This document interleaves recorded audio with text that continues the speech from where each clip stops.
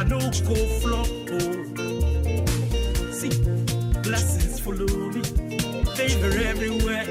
I'm on the way up because He has been my defender, my redeemer. Hallelujah. Oluwa is involved. Oluwa is involved. Everything I do. Oluwa is involved. Everything I touch. Oluwa is involved. Every step I make. Oluwa. We go carry. Oluwa is involved. We never got it last. Oluwa is involved.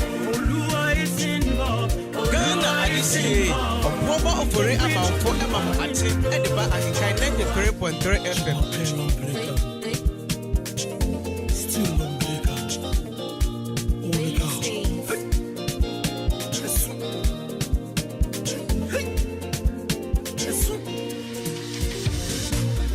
People still don't wonder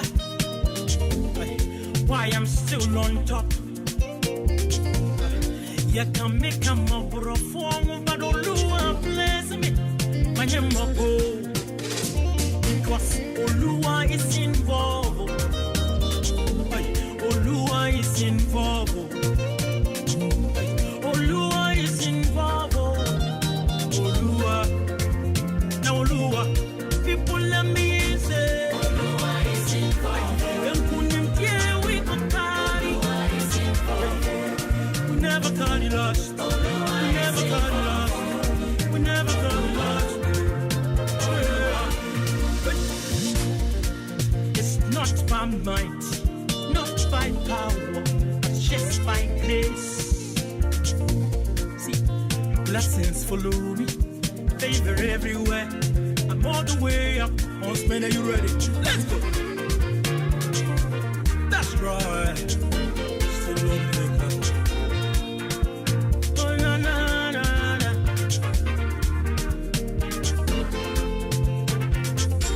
Oluwa is involved. Oluwa is involved.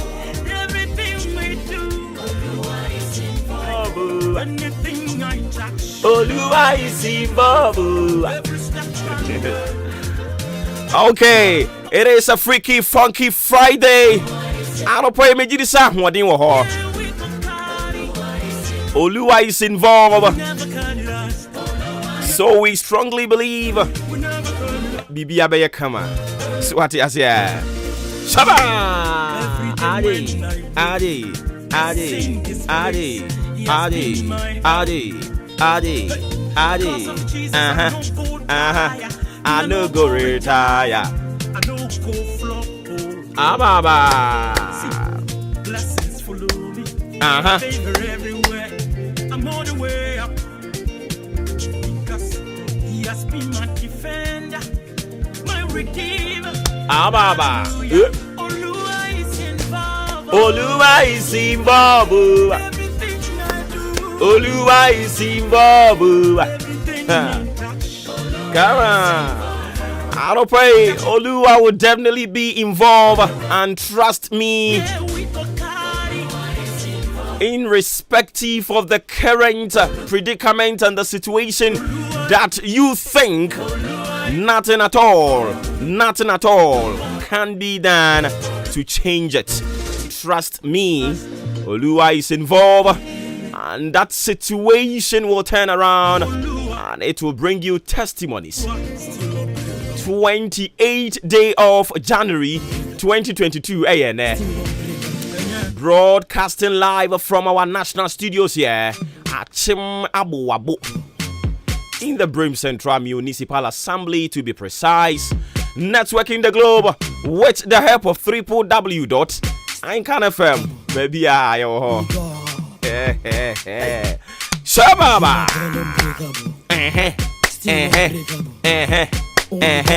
Say if you da. Say if you da. Shiba. Obuoba Ofori Amanfo Maakye ediba AHENKAN933 FM. Repent. Yes, I done grua. Repent, oh repent. Kubonie repent. Nasedanu druwa. Bonsam jemuana. Baby boom pam panam panana. Ah baby boom pam panam panana. Ah baby boom pam panam panana. Yes bana wankobia. Bon samje muana. Ah baba.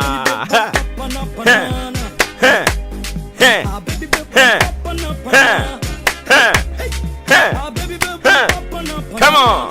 Yes bana wankobia. Bon samje muana o be ko.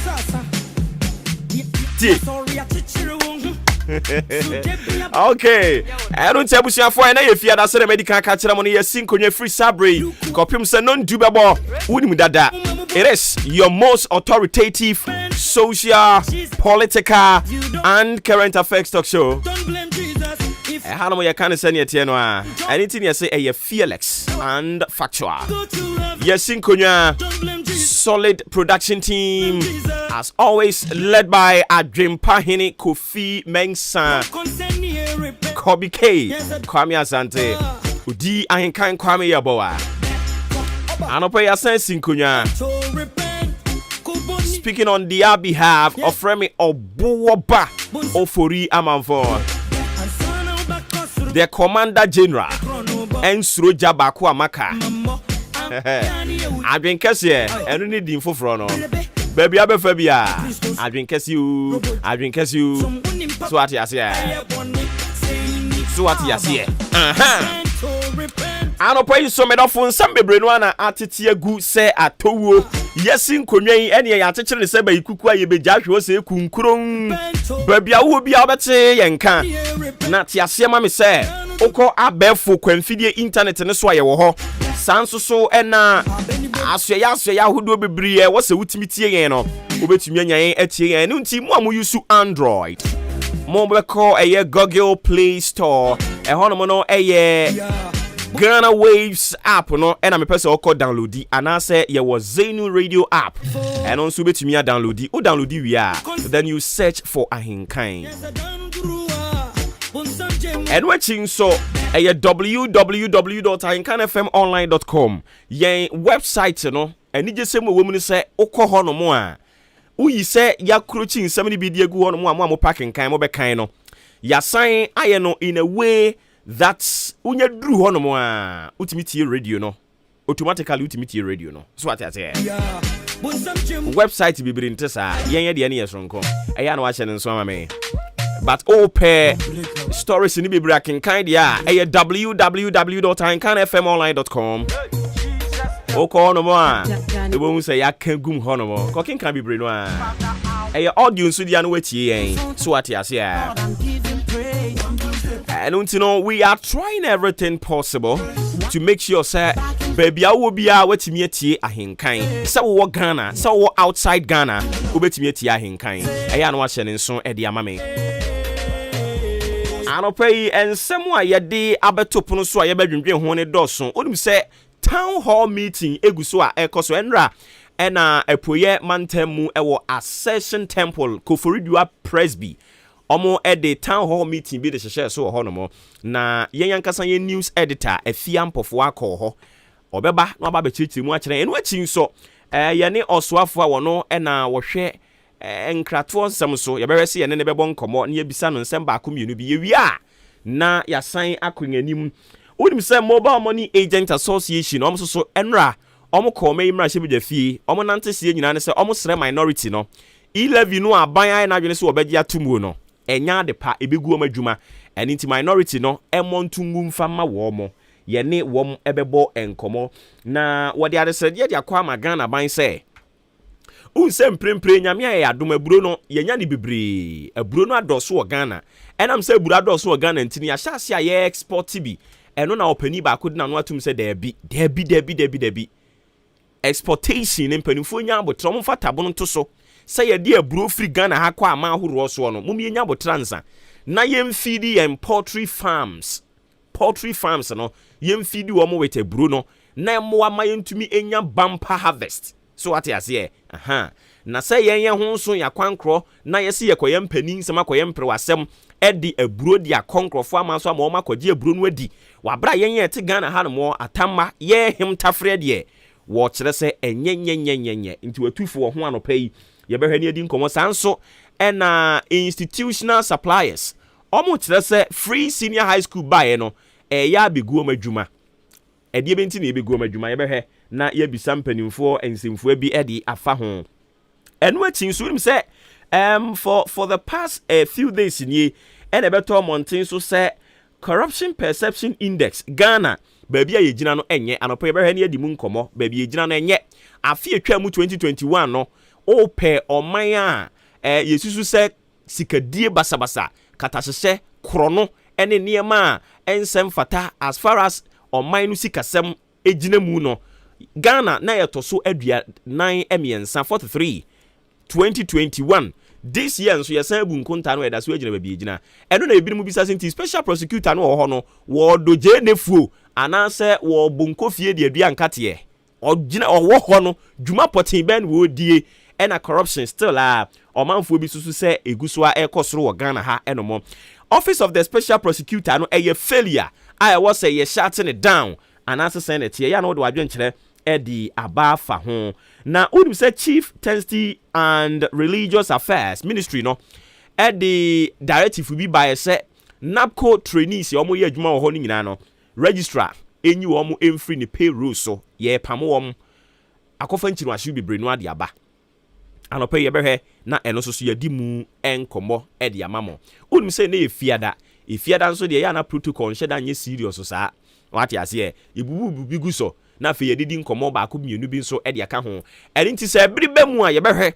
Ghana Blasters unsa me ka kire wo se Ket Okreku sabrenku ogina emranim kura nkenchen no Ket Okreku Ghana Football Association wo mo president no ogina court wa yetutu na no kura nkenchen no na enam se Ghana yenye serious na nipa ewo mu nso so bebre no ampe brabo ye mpanimfo no omo wo mu no bebre no anso nye serious a wo mo nwene wo man ne hunti Ket Okreku Randy Abe and omo ye in charge of Ghana Football Association omo akọ spendi Ghana sika rough omo ko ene ye ka kire omo se de omo ko no emfa so ma omo si dabi ye ya abayifo ye mpe oman ni ye ene ye keka nsem mone eya de keka nsem ni bebre finally omo agya tum se abrante no omo ko fa ne so omra me kochi Ghana no wo mo number wo ntwa tawu abon ni tire wu finally omo abegye atumu omo apam no na onim say di kan beto monten so na omo keka kire Ghana fo say omo ma coach Milo sika coach Milo are rejected say omo boa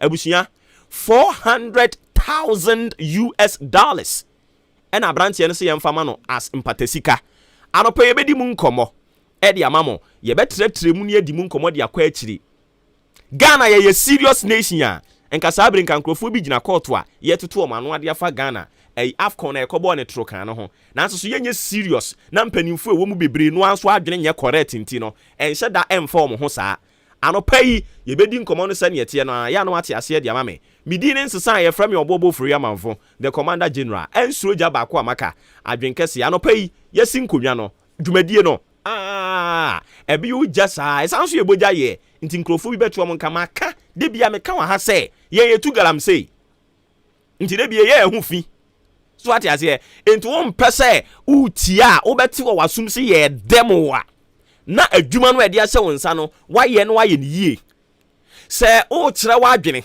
e wa adwuma na ede ase wonsa no ho na se ye ma wo kwan ma wo nkire wa adwene a honorably na wa resign se ne ye be ya ye metena hanomo emeto ayampia tie na e wa adwene se obekoso akura position nim na wa bɔ nioma toro kan de a ye nso ye ba hanomo a wo boa ye be bɔ nioma toro kan ma wo beti wasum na wasum na wo beti no wani nye ho so ati ase nti ya no ahye nso de amame eye for God and country se ye tena ase ne ye nhwe ha jega ya no a enkrofo mienu miensa bi pe omo bebo Ghana fom se to ba se nyankopon ti ase ne emu bi nso ti ase na de bia ba betena machine achi ahoden mu no ye ntena ase manipa ba ko mienu miensa e mo Ghana fom da ene ye nam e-levy woni misike ebenya de afrim 6.7 billion Ghana cedis no ya project si ebenya. Meanwhile 25 million US dollars ewo ho no oman ye nipa ewo mbebre adwene ye papa would they do this analysis no ma ya omagene se se ne tie bia Ghana fo a ebre no ye be koso ama omo abre na nkrofo bi te ho ebo wo nsam de fa ho se an e wo se agi 11 ni de tum meanwhile $25 million ye kwa akwose ne kwa AFCON ne akwose no aka World Cup no nkrofo bi ye nam wo so e na sa de isi ye nyina ne nanam Ghana ha no mo abobom mfita duku obi amu a wom ne ye nimu ani committee ni enimu ani committee ni enimu ani atisika ya de koewei ya atisika ya de koewei enipa na wo man enimu no empanifo na wo man mu no bebre no anwene wo man no enimu nipa ho eninti enipa kakra bi na ebre no de bia ya so omo ana emre unim se be pem ne ye fa nkrofo adwumam etuo mo ka 200 Ghana cedis usi e wo ho 200 Ghana cedis we pay them. This is a nation. I to me for $25 million. Yes, yeah, the kobo ball. Na ma be ka try say national cross country ya de ba timo dan be pemone kwantre kura mo fama me to kwan so. Na we serious. Monye serious. Ye ka no kura kire mo a mo se e na wo ya niamo ho o kasa basa mi wan so ne ye ka bia ye nyansade. Okoka mo se talk is cheap. Talk enye cheap a mo na nimdie ni nyansa nyina wo mutirimu a ye di dibra ne de asem nsa no e de be ne mo aye de abo man no na anyenye bia wabisa ho se sa town hall meeting a omugusu a wo mo ya wo so mo di kirekirem e-levy nti ye town hall meeting a di kirekiremu no sa sika no wo de organize town hall meeting no say ya media say ya wo dia amko fa firi he na anyenye bia ye bisa say sika ye nya di free ye gold, sika ye nya di free bauxite, sika ye nya di free timber, sika ye nya di free oil na ye tuo enwo nyina ye tuo ye ngo Ghana ha sika ye nya di free sa nyoma ni nyina mu no je say Nyankopon hira o man Ghana ma aboba ye de eye kwan aboba ye de ye kwan nyina ye obi o Ghana ha okọ aman bi so a omo kra efiri baabi na omo de aba. But oba Ghana ha no mo a Nyankopon hira yen a aboba ye de ye kwan nyina ye wo bebre ofa ayi ebrem kwan so ha no mo a ene wo ho bebre ni monto yi ho yi aboba ye de ye ekwan ne guo bebre no konkran o na monkran kwan so a wo de ko ayi teacher mante ho no mo a hwe eno so hwe aboba ye de ye kwan ne guo ho bebre yi aman bi so omo kra na ye yo man ye serious emu mpanimfo adwene wo mo nkrofo ho a anka omu be sign gold ho na gold sika kra esen anka omu be sign timber ho timber sika esen ma me ka sam nkyerɛ ye wodua bi wo Ghana ha no ma ye fɛ no rosewood sa rosewood no se wotumi e de container ba akokɔ aburukyira wonim sika wo benya ye twa wo Ghana ha enu sa sika ne de mpanimfo wo Ghana ha kyerɛ sɛ sa sika ne nso mu di na emom 6.7 billion. Na se wutimi kura de rosewood container ba akokra de kwa sika sen na wubenya. These are simple issue. Okoka normal estimate ya kira say the amount of mobile money transactions are circulating within the system no kira say e was say yetimi tax wo mo. But we don't tax things at the detriment of the innocent people, the vulnerables in the society. And I have said it and I will continue to say it. Say this kind of e-levy, it is one of the useless and the most lazy man's approach. Just to get revenue. Auditor General report by just 2021. Auditor General report by. If they tell you the amount of money, oil money, sika, FM go sika. Akwa di nkrofo bi botomu a oyembesewo. Oil money o. Akodi nkrofo bi botom oyembesewo. It is way back, way far than 6.7 billion no. Omo peso omo je no. Every year no. We are not a serious nation. We don't have serious leaders who think about the vulnerable people. Masa, konkran ko said the rent tie. Even a school for mo ko university, omo nya ba bi kura na accommodation ba bia obekwa kudu campus ho no. Ye say school na accommodation aye ma. Inta wo so ko rent bi. na sika wo de kwakọ rent no krampo no eso chen sika wo tua de akosua de sika suku ni o de kọ rent dan na wadam asua de first semester second semester third semester no eno krampo so chen sika wo tua se school fees eno de nhia mpanimfo but mpanimfo person mo chirichi mu mieti ase se gold sika na anso yen oil sika no anso yen timber sika na anso yen diamond sika na anso yen na ne yebe so yen ne yebe boa ma Ghana ayeyie ene 6.7 billion no say one so one be pama obeka sembia ma. And you look at the caliber of people trying to defend this draconian, this useless thing. What one man now yam crash say, hey, ain't crofoi, one would sumia so pa. You overlook the proceeds we get from oil. Fem go, now to me cry the oil container about the quabriche saying. Saying, and a chinchina e-levy. And then mobile money for you must say. Because nkrofo bibire no ano yi omusika di free ho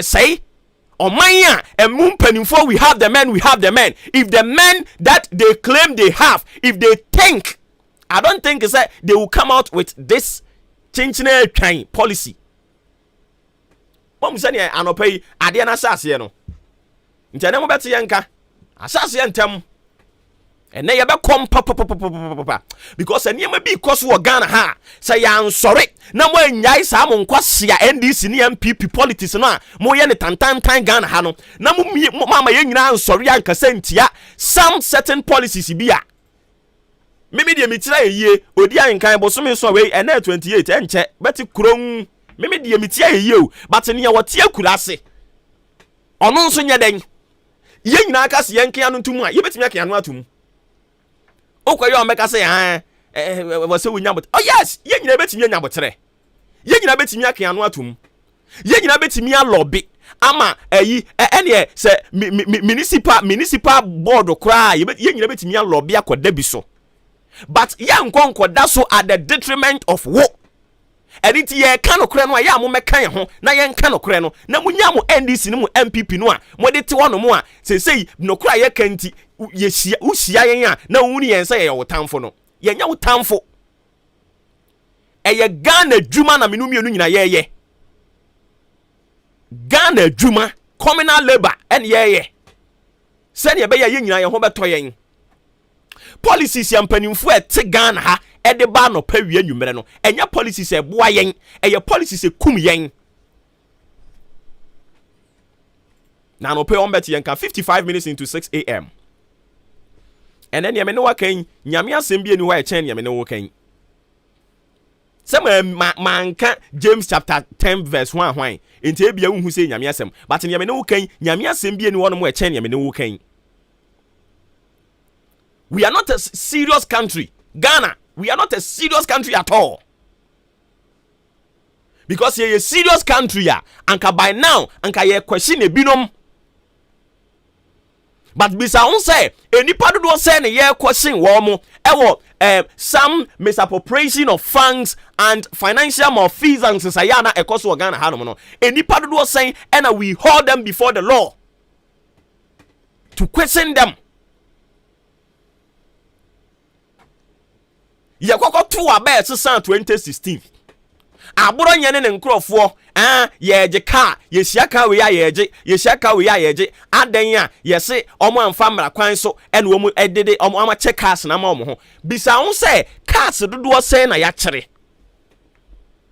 wa bisa ho da MPP for ba ban mu a omo ye beje cars no ye beje cars no bisa ho se cars dodo sen ene omo age omo dada yen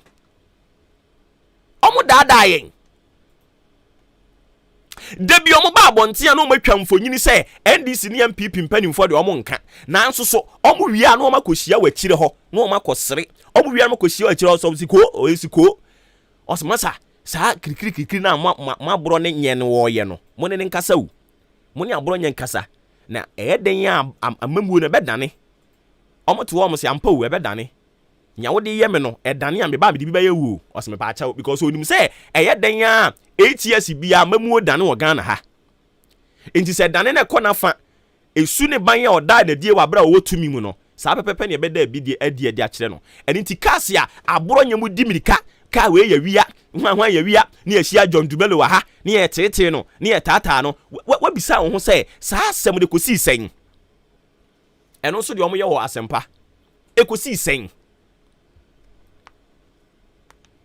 masa me dia me te sɛ enra me da me keta so ade a kyea no pe madwe ho amente ase sɛ ɔman ya yɛ wɔ gold ɔman ya yɛ wɔ bauxite ɔman ya yɛ wɔ timber ɔman ya nyame adom sese kura wasan de oil abe pie so ɔman ya cotton yɛ wɔ ɔman ya enkuto nko akra se yɛ bɛma yɛ ni akonkuto ho a onim sika yɛ benya firim.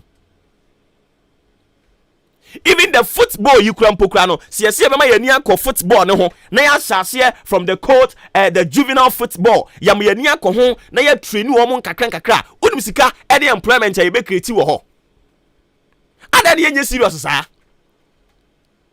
ɔman ne mu mpanimfo bebre na anwen ade obi timi ka to so me de me koda e sika nam dwen ho me so de e sika. And if you have leaders like that, do you think it's all ɔman ne be ko nanim? Awurade ma won tiase na woro wo NDC no wo MPP atade no to twene na yemfa Ghana atade nhye ni ntumi mpege ɔman ne mfa ne nko nanim. Say ye serious people are anka ketu kreku single-handedly anka ɔman betwa Ghana fo nyina ntro owi a wasan atwa adapa ka ho sɛ ye ni Messi eni Ronaldo ye wo Messi wo Ronaldo a anka ɔmo frɛ wo mo edo ɔmo competition no ye serious enti akwala mo bon se bia sori ano ye ne opɛ de kyerɛ yɛn Awurade nka yɛn ho ɔma yɛn tiase wɔ n'asɛm mu ɔman no baabi a ɛde n'ani akyerɛ no Awurade ma won tiase sɛ se beye yi a igina wo so ye ka no kora wa be kan ho ne yaka na ma me ye wo tamfo Awurade nka wo ho na dom no so mfa ma ewie mo bransam na mo kyerɛ sɛ nsuo ne wiem ɛyɛ wia na bɛbɔ ɛne nti ya na wa hyɛ ne nso ɛde ama me Awurade nka wo ho sports to aso mo wia ye besan ba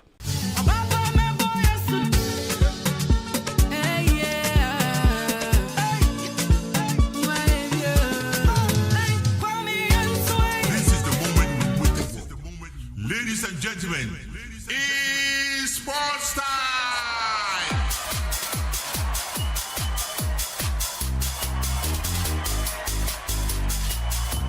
Harisimamba yamamu nyina kwa basurunku bio emfa embra ahenkan 933 so agudie mu nsama so mosomfo Joshua Kwabna jene matena sensem no abone bede mede eba nyame nko a Yosef Agire Techiafra Blumpono Pokuware enso etajwende china fe Foster enso epepian voice na fe bibia enso etimi akoye edi amaye yemfa sida ema enkasa fabrics omaba nile ne yene materials papa pan yeton o ya kachinte no ya simtress we tailor na ene no opa material apa matade erema customers a uremu ewo enkasa fabrics akachi ebia ono suit na opam opa suit material and say kaftan material eno a ene enkasa fabrics afe opa material bi ti say Italian cashmere afe dasmek na afe Italian wool ani nyina no uremu ewo ya enkasa ebi wo honoma usubetunye bi no ato na bibia nso etimi akofine edi ama ebia ono wedding gown opam na say ne ematade a ni nya no pe materials ni bia enkasa fabrics do na enso honoma benya bi na bibia nso etimi akofine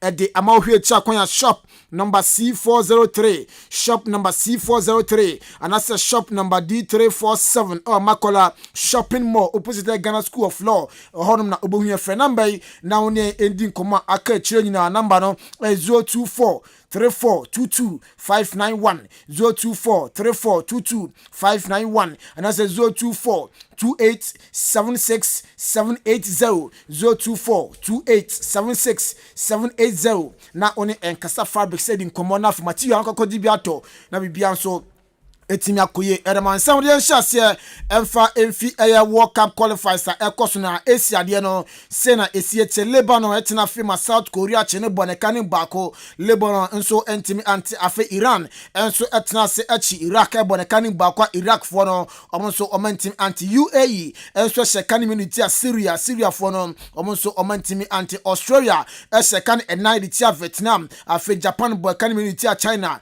so entimi enyano afe Saudi Arabia Arabia enso etna fechi Oman ebo ne kanin ba kwa Oman fo no omo nso oman timi antisafe konka kafno de tie ne Costa Rica ehye kan ba ku tia Panama Honduras atna Canada atia ne kanin mienu wantimi anti Jamaica enso atna Mexico enso timi bo ne kanin mienu a Jamaica fo no mutimi timu ba ko table no Canada holding kan 19 USA 19 Mexico 17 Panama 14 Costa Rica 12 Jamaica 7 El Salvador 6 na fe Honduras twatwa ono so no owo 3 point afei ene ni chemo Comibo World Cup qualification na honso no results no se na iseko ye Chile etna fe ama Argentina chene bone kani mienu ama Chile omo so no na seka no omutimi etimu bako Abrantia ne Di Maria enyago na Ferutaro Martinez enso nyago ama Argentina minor afe Paraguay enso etna fe ama Uruguay achene bone kani bako Paraguay fo no mentimi ante Ruiz Suarez nyago ama Uruguay afe Ecuador enso ne Brazil enso kotia game na kopa ye kwa 1-1 obia enso ntimi ending kunim eho afe ene games no atwasu Colombia ene Peru ebo 9 o'clock afe Venezuela enso ne Bolivia ena ebo table no Brazil or 36 Argentina or 32 Ecuador 24 Uruguay or 19 Colombia or 17 Peru 17 Chile enso awo 16 na fe Bolivia enso or 15 de won so sam no ye de Paraguay or 13 na fe Venezuela twatwa ono so no owo 7 pointer it won so sam no yadi eja yewuramu Newcastle akachi reporter ebanse Newcastle from yewuramu Olympic Lyon na brante bakundim ade Bruno Gomares brante no omne ewi na skating pfim ba no 33 million pounds eni sika Newcastle from yewuramu Lyon brante ne Bruno Gomares no mokofa na be pm bia so etime koye era na brante no reporter yensa ekan se ene na fe en medical no obetia competent bia so etime fine era Newcastle boboko ni Steven Gerrard Newcastle Abranten Gusua Osana Mnuka se wuramu Arsenal the Gunners wakosa Abranten Callum Chambers for weno 3.5 deal and Abranten Callum Chambers and so assign and so them Ayabo Kwan Aston Villa it also some need edge away about the 4th standing Aston Villa Maya in Bibiansu 18 Koye Adama Steven Gerrard na fe ni boys no we seven no so one eba Barca catching away almost Abranten bako 17 years when Abranten the Gavi na reporter Ebansa Abranten on nurse ya 2023 na ne contract on Barca won akone wie the Barca for matena se wudin sa Abranten no ne body bo kon campaign ye ntene no nurse reporter Ebansa person na Abranten din kumo na fe ne contract no otime extend in February ye de momo na bia so etime ko fine e ma Barca we ensema e no so eba PSG akati na mawurai omo so reporter Eba ne se omo se ne no asom trade na Kylian Mbappe no muntimi ho omo sa Abranten onsan ya Abranten se dabi na likely sa Abranten Kylian Mbappe no obetime fi bobo kwa ne PSG ho na se Kylian Mbappe ekodia na so mu room United na fa Abranten din ade makutu afranko fa na be piemu PSG na bia so etimi I fine ade ama aye PSG bobo ko no Juve akati me wura Abranten ba ko ni din na se agent ha wo Europe Arsenal foko di echire amfa enem no kwase Juve for omisa Abranten din ade Dusan Vaharovic no Abranten na se contract on ma agree 62 million pounds Abranten all sign ede from China be piemu Juve na every season bia na Abranten no na se 6 million pounds net eno betim aje ede gu ni botuma bia so etimi akoye era man Bayern Munich akati ne mawurai na ene no ama confirm omo chairman akonfirm se ne no Abranten din ade Nicolas Sule no Abranten kwa no beko na se ne no Lautaro Martinez so former player ede ma Bayern o se ne na Abranten din ede Nicolas Sule kodia na so mkopiemu ewo aye bobo ko ande ni Stuttgart mu na se Arsenal fo player ba ko ebolon honom ni din ade Constantino so mkofa na bepie mu Bayer na bibia so etimi akofa dem ko so mhwe Abranten ne bone ba obo Stuttgart na se esu ni anesa ne no ye don so nsem no ye de eja yemfa mo no nsem no ensi na yembra fe ne fe nsem no emfa ento aso ne empie mu Ministry of Youth and Sports akache na fe nsem kakra no so eboba no yemfa enja na Mustafa Yusuf fu mi se Blasters nko pie mu Cameroon no koye camping ewo aye Qatar Doha ne ho ne no mufu bi na ebisa se ne no na se ko bo game no Cameroon ade na Blasters koye camping ewo aye Qatar na ne no Mustafa Yusufa oye Minister of Youth and Sports hrema na se ade Ghana ebetima qualify ko World Cup na nti ne no yetime koye camping no o Qatar ntien sema Mustafa Yusuf edo tu yenim. The ministry agreed with the GFA for the team to camp in Doha, Qatar was the reason being that Ghana have opportunity of qualifying for the World Cup, and we have currently going to play Nigeria. And if eventually we have opportunity of qualifying, it's only important that our players are acclimatized. They are used to the environment where they are going to play if eventually we qualify for the World Cup. Yes, into when some Mustafa you see for the 2 World Cup now. You young qualify sin kwambo you young bonwe Ghana be a company you see a bit na qualify ko kata into akopim wo kata sikasai na Ghana ko se na o kata honom into when some as Mustafa you see friends no or the atu ni mpiamu or formal kuma sasan ko player Samuel Opoku inti or so akaso sende no e se coach Mulu oko na coach Mulu kona okono on dey on supportive for white coach Abuafo na se omo eni bibi papa bia at the boy in Ghana, or no dear, or call for black coach, or no bloody coach, pa dear, or no Samuel Ayer or Poku intini dear. Nurse, or share directions at Ghana, yako, nothing situation a woman, bloody coach, and Ghana.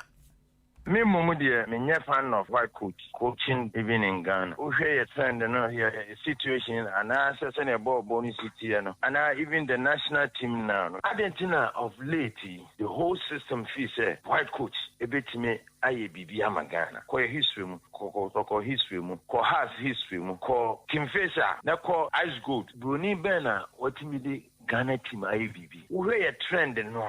And now we hear the SEC history trace say why coach be and me boy? Yana ya say ye repeated the same mistakes throughout. At least ye be na nkoya. Ye change yen say e dey pa ne wo mum proof nchire the entia Bruni ye better than ye own. Is this any CV? Is this oye kokontia? And the time will come. Ye nyina be ka say Bruni may GFA chairman so my Bruni may referees Ghana referees in United Abrofo ni uncle form but I hear that crumb because Bruni some media to be me who are there brofo ayama for the nation a footballer still are some people young Crawford will fight ASEAN for Brunimra a mystery to me but I pray say a bit na correct a mistakes.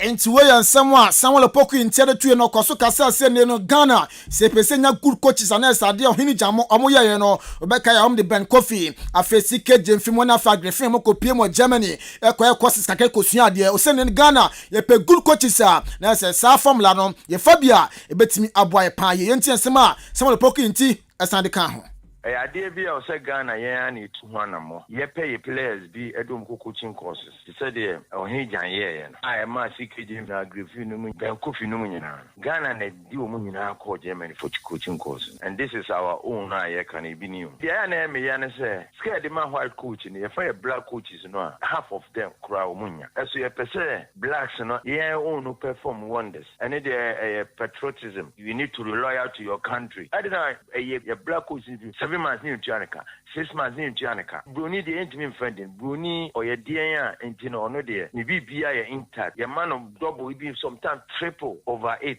local coach. Now Bruni live happy or comfortable. But now anytime be a black coach, you know, you have to go through many sacrifices. Even sometimes begging players to perform in the manner be as a promises a demo Mumbai when you Bruni and Fano. The Juma is over Genesika, no I do obey no. Yana ya.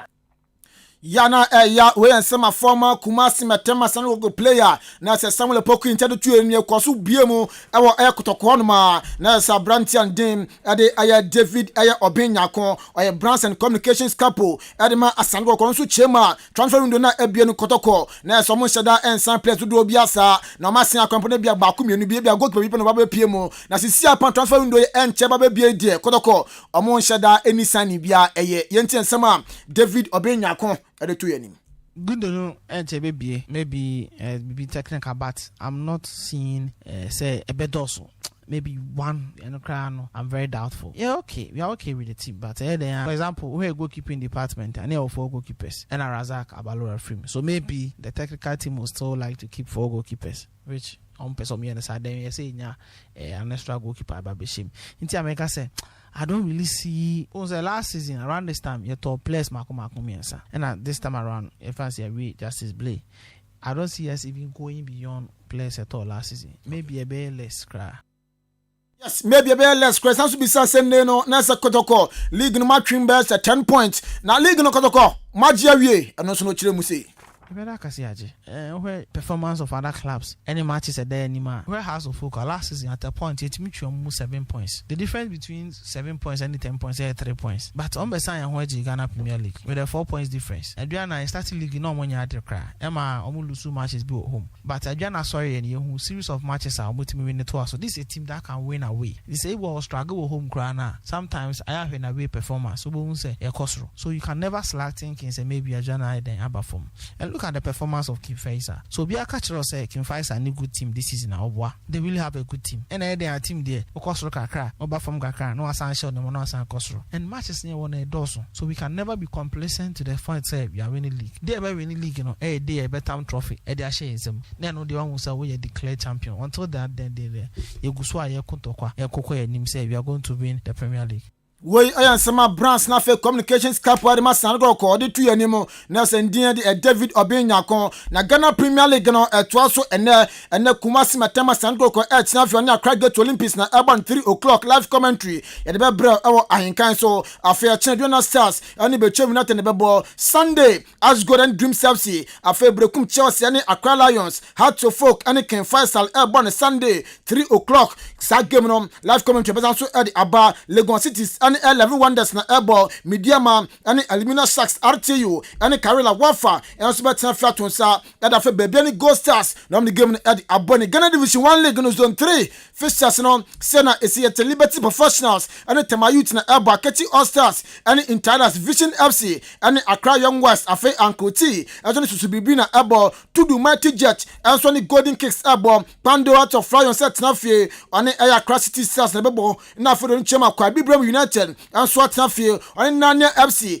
at Beboni e aya Odan Stadium na fie Akosomo Crystal Palace and swat na fie Akosomo atonsa e de Afre Kotoku Royals dom the game no e de Aboni ensam no ye de asi yan force da emme kunfi fori roofing system mo so ase na gude mu ensam no ye de bra ene no wasiv dan wie opa boss no bibia so etime koye de ma de a eno a ene aya kunfi fori roofing system ene no be pima kachia ye was soft lock ye was standing seam ye was shingles your MSL your IBR your starters nya no piema you be oyakache na ne no streeters and sun yeton bi governor roofing sheet aluminum roofing sheet afa alosink so no ba benya bi no ato na bia so etina kofa dem rain gutters red caps na fa volley gutters nya no yeton bi oyakache na oba quick production sika no utua ya no na egusu gidigidi na ye odwuma no enso edima afa wonu ebia sika no ungita sika puro na poso twenka akra na da no ye boso de ma so akunfi ye betima ya ne sa edi amount na bibia so etimi akoye the amount and I'm GA way momentino that 20 years warrant in that so say board down so the mount na say Freddy na say leakage sebema yes na be two so that's na boss for at the mount here kwanya na say ye Liberty Station no e be ho pa na mom akona story building no ho na hwan ya obehu e friend number yi no anka so nimpenfo endi enkomo number 0244 749913 0244 749913 and that's 0262195307 na oni ekonfifori edi enkomo na bibia so etina koye dem amedin edi Joshua Kwabena ejenim Yosef Ajira boy bon pokuare enso boy e Foster ne pipian voice nya de man ya bibia time koye de man ene anopa ya so na fe captain in the morning Obuoba Ofori Amanfo at the morning show no edi atwa so until then good morning. Fabrics. Hey, Enkasa. When your friend at Chialo Papa now say Enkasa Fabrics. Difference in so quality ni great. In fact, a bad material supply the pam tadie bia. Your one-stop shop. Enkasa Fabrics. And you wish you near Sembia. Enti, so your fashion designer. Na upam suit, wedding gown, kaftan, ladies dress, and now occasion beyond tadia. Now we name Enkasa Fabrics dia. Any now we are a cake. About Italian wool, Massimo, Italian cashmere, dustmark, brocage, any other quality fabrics. And one Enkasa. So we pesa upam na etija, a yefe, a fatao, na ejiwa who fed dia. And one Enkasa Fabrics. Our shop number C403, Makola Shopping Mall, opposite Ghana Law School. Follow our Instagram and Facebook at Enkasa Fabrics. Enkasa Anafre 0242 876780 and 0243 422591. Enkasa Fabrics. Enkasa.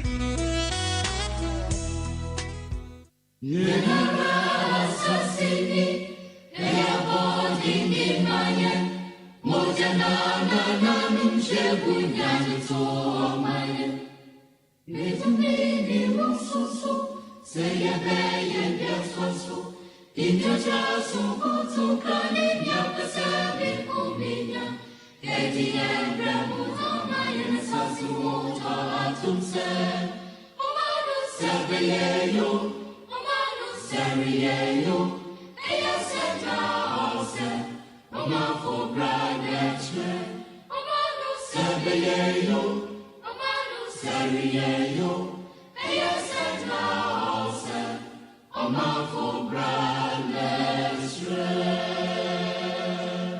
Ghana adisiye Obuoba Ofori Amanfo emamo ache edeba AHENKAN933 FM.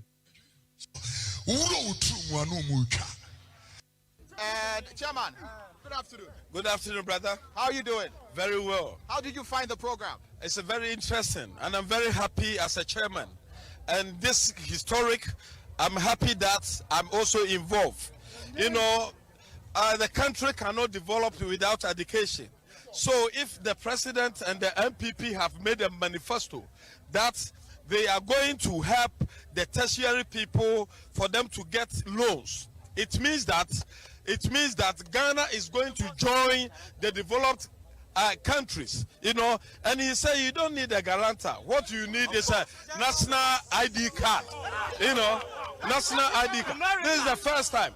And what perplexed me was that, you know, that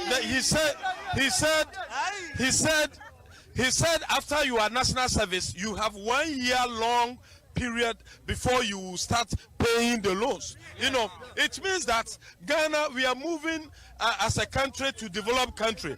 And he also said that all the students or the workers, you know, who will get jobs, they will also going to assist them for them to get the money, you know, to rent houses and stuff. A lot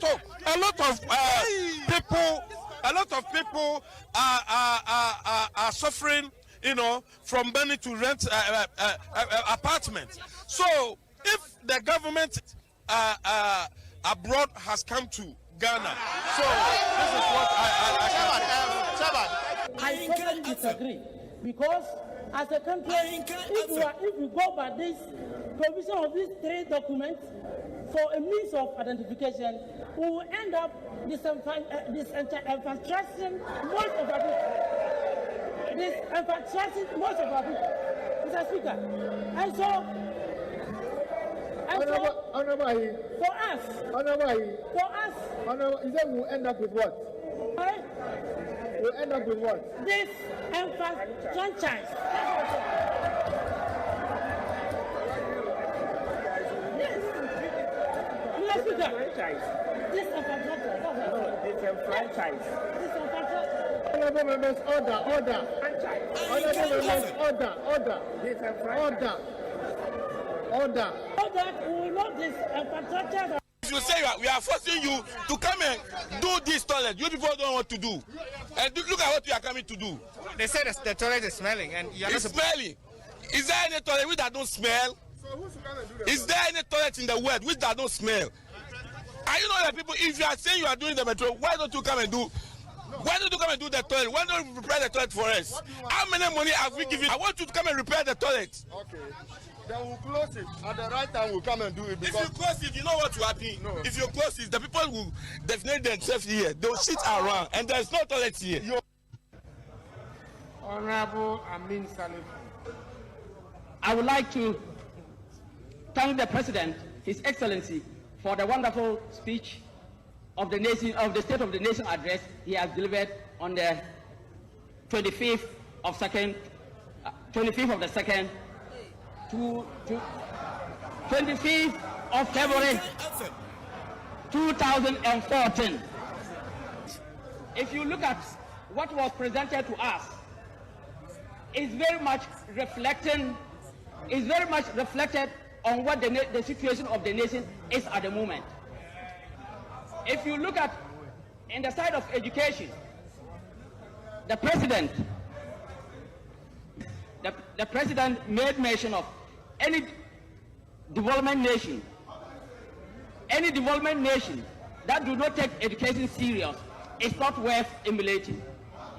In that case, the president has made education a priority. I believe you mean any developing nation. Yeah. All right. The president, in so doing, the president has made education a priority in this country. For that matter, we have seen tremendous improvement in the last 4 years, if not 5 years, in this country.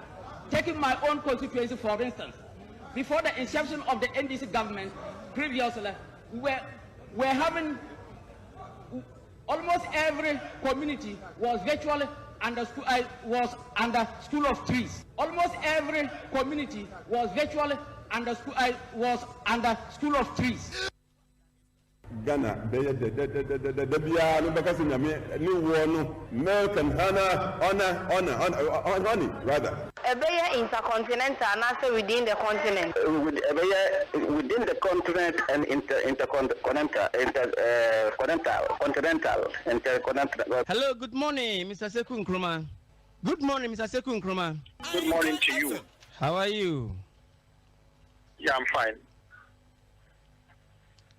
Are you on air? I'm listening to you. We have some communicate. You use some communicate concerning you are against subject your father in line with the Dr. Kofi Abufabusia. Your take on that? I don't understand what you are saying.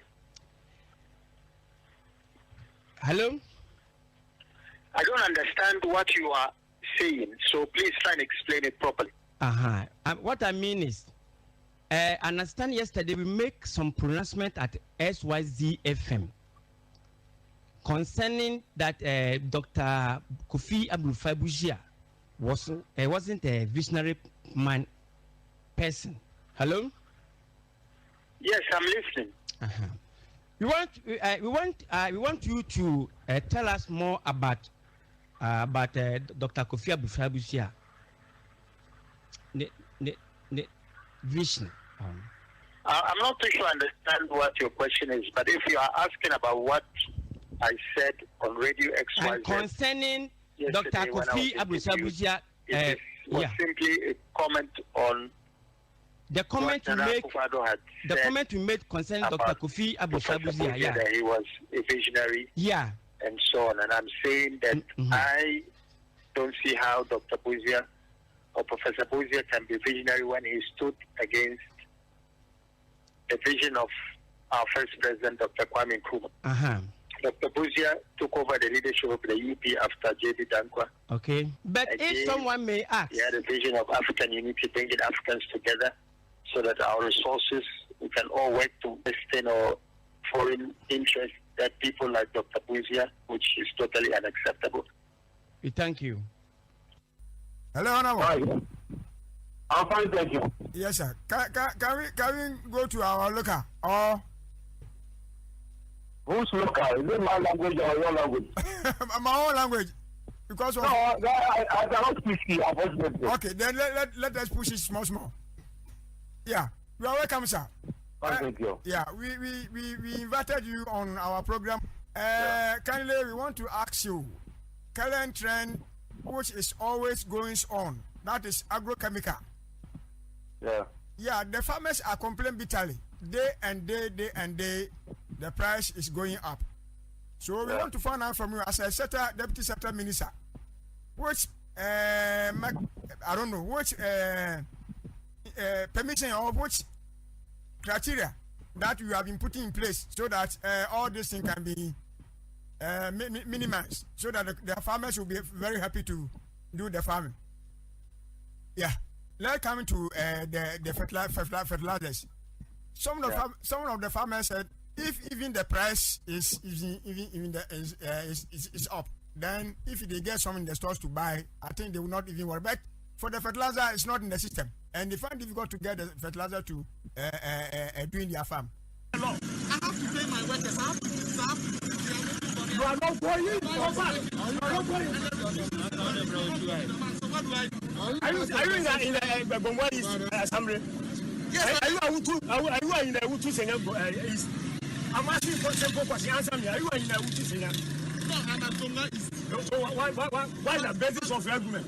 Your arguments are so flat. No, boss. I'm from West Matam. Go back.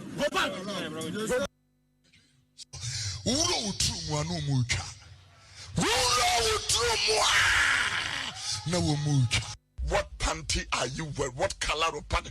I saw them all. I saw them. So for preaching, Obi Bisanin me as what color of panty are you wearing? I know they wear any pant. I know they wear any. Ukonya if you win your dross. Hey generation, you remember pong. Hey. Sana motia, mama my foot went to your feet. Let's close. Shower dress. What dress so you yash champagne say? Nasha. Rob dress so you romantic. Rob dress you romantic. Can you imagine natural? I feel now cause so and papa yes you know you know that kind of prayer about what you say, amen. And I was say, and the one me aware near baby drufy, papa. You near cuckoo dry, the yes, I give you see Peter. Into Besha when we have home crunko, the 5 year man, no moon shows away empire way. I bring for Yadiku Kolibu, woman yampa, right? Yampire. Kisi, one coca will be no, see a kissing yabotre. Now the bow for us, I come here soon, I will be a baby. Or bow was through when you make one near then the bobra, 1 day and then the bobra. And yet, twack see it. Ghana, member with the fat ass, they come. Atupebi bekun,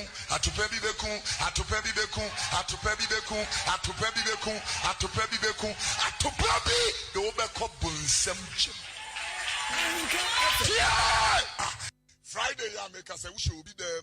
We fear why you wampa who will be fear watching a ube sin in Yema.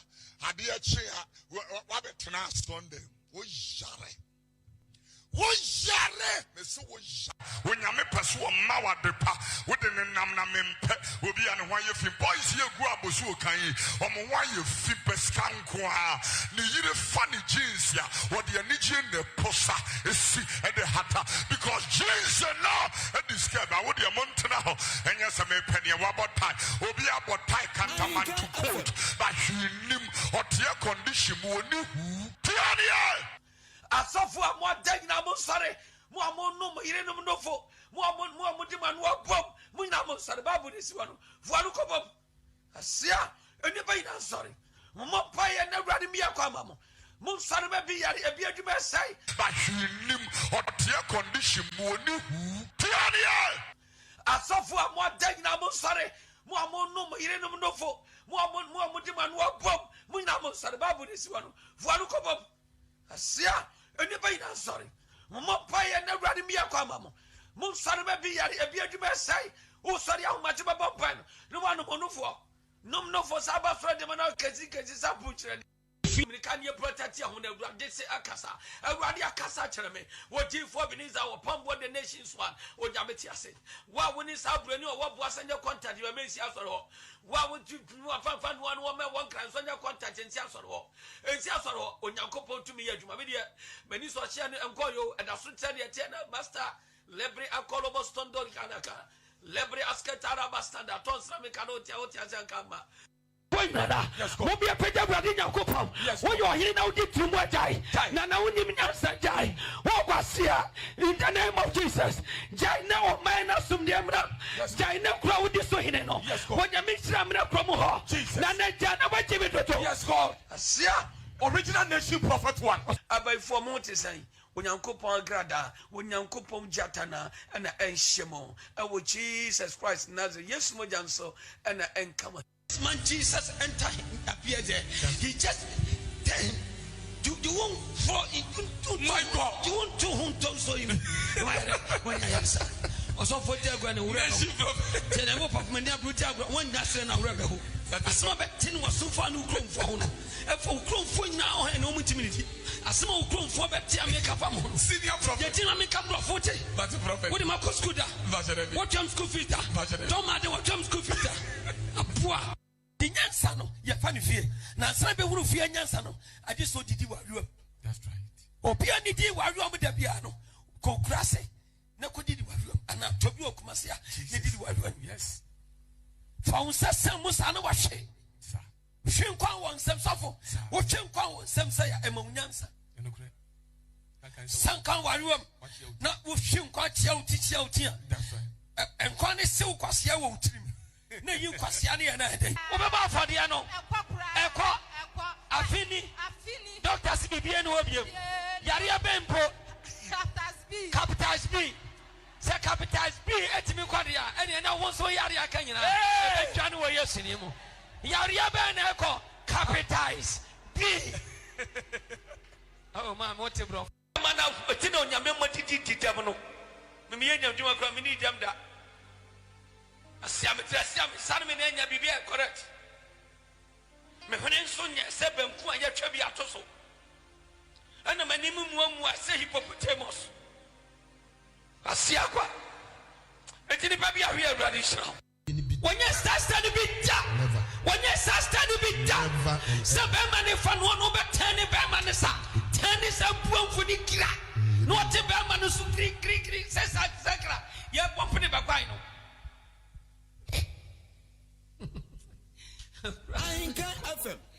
Oh God. Don't me catch the man says so banning you bit at the end of idea. Oh, me catch. Because I said, no smash and Yana Cavo. I know the Yakupon side, you become a bar on the other day. It's a no smash in the what can I say? What can I say? Nana kwame nya dia oba onya osa then you tinu ohuna ye no kokom ababi ya meka tontie ya meka dia o ne susa sabia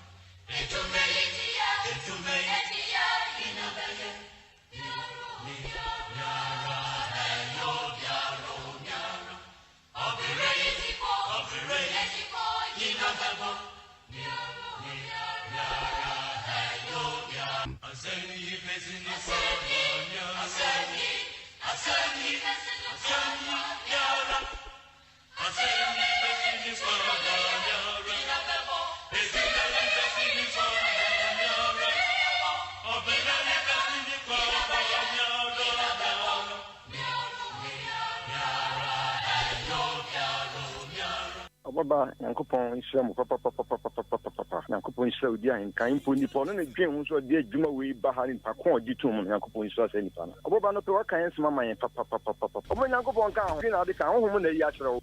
Obuoba, Emma, who from Marseille, and let me know because my trust every time. We a product, to be frank, you are a product that we have to be proud of you. Yamishra will be great.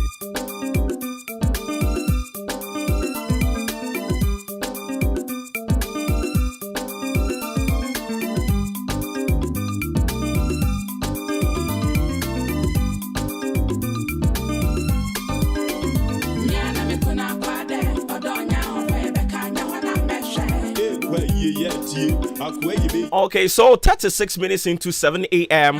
live on your family favorite radio station, AHENKAN933.3 FM. Just gone by your voices of our time, just to release some stress. Now also so untumin kakra. So at you cannot be too serious all the time. Baby, now why a bit fragile. I don't pay matching any media no edin. Offer me Obuoba Ofori Amanfo, the Commander General.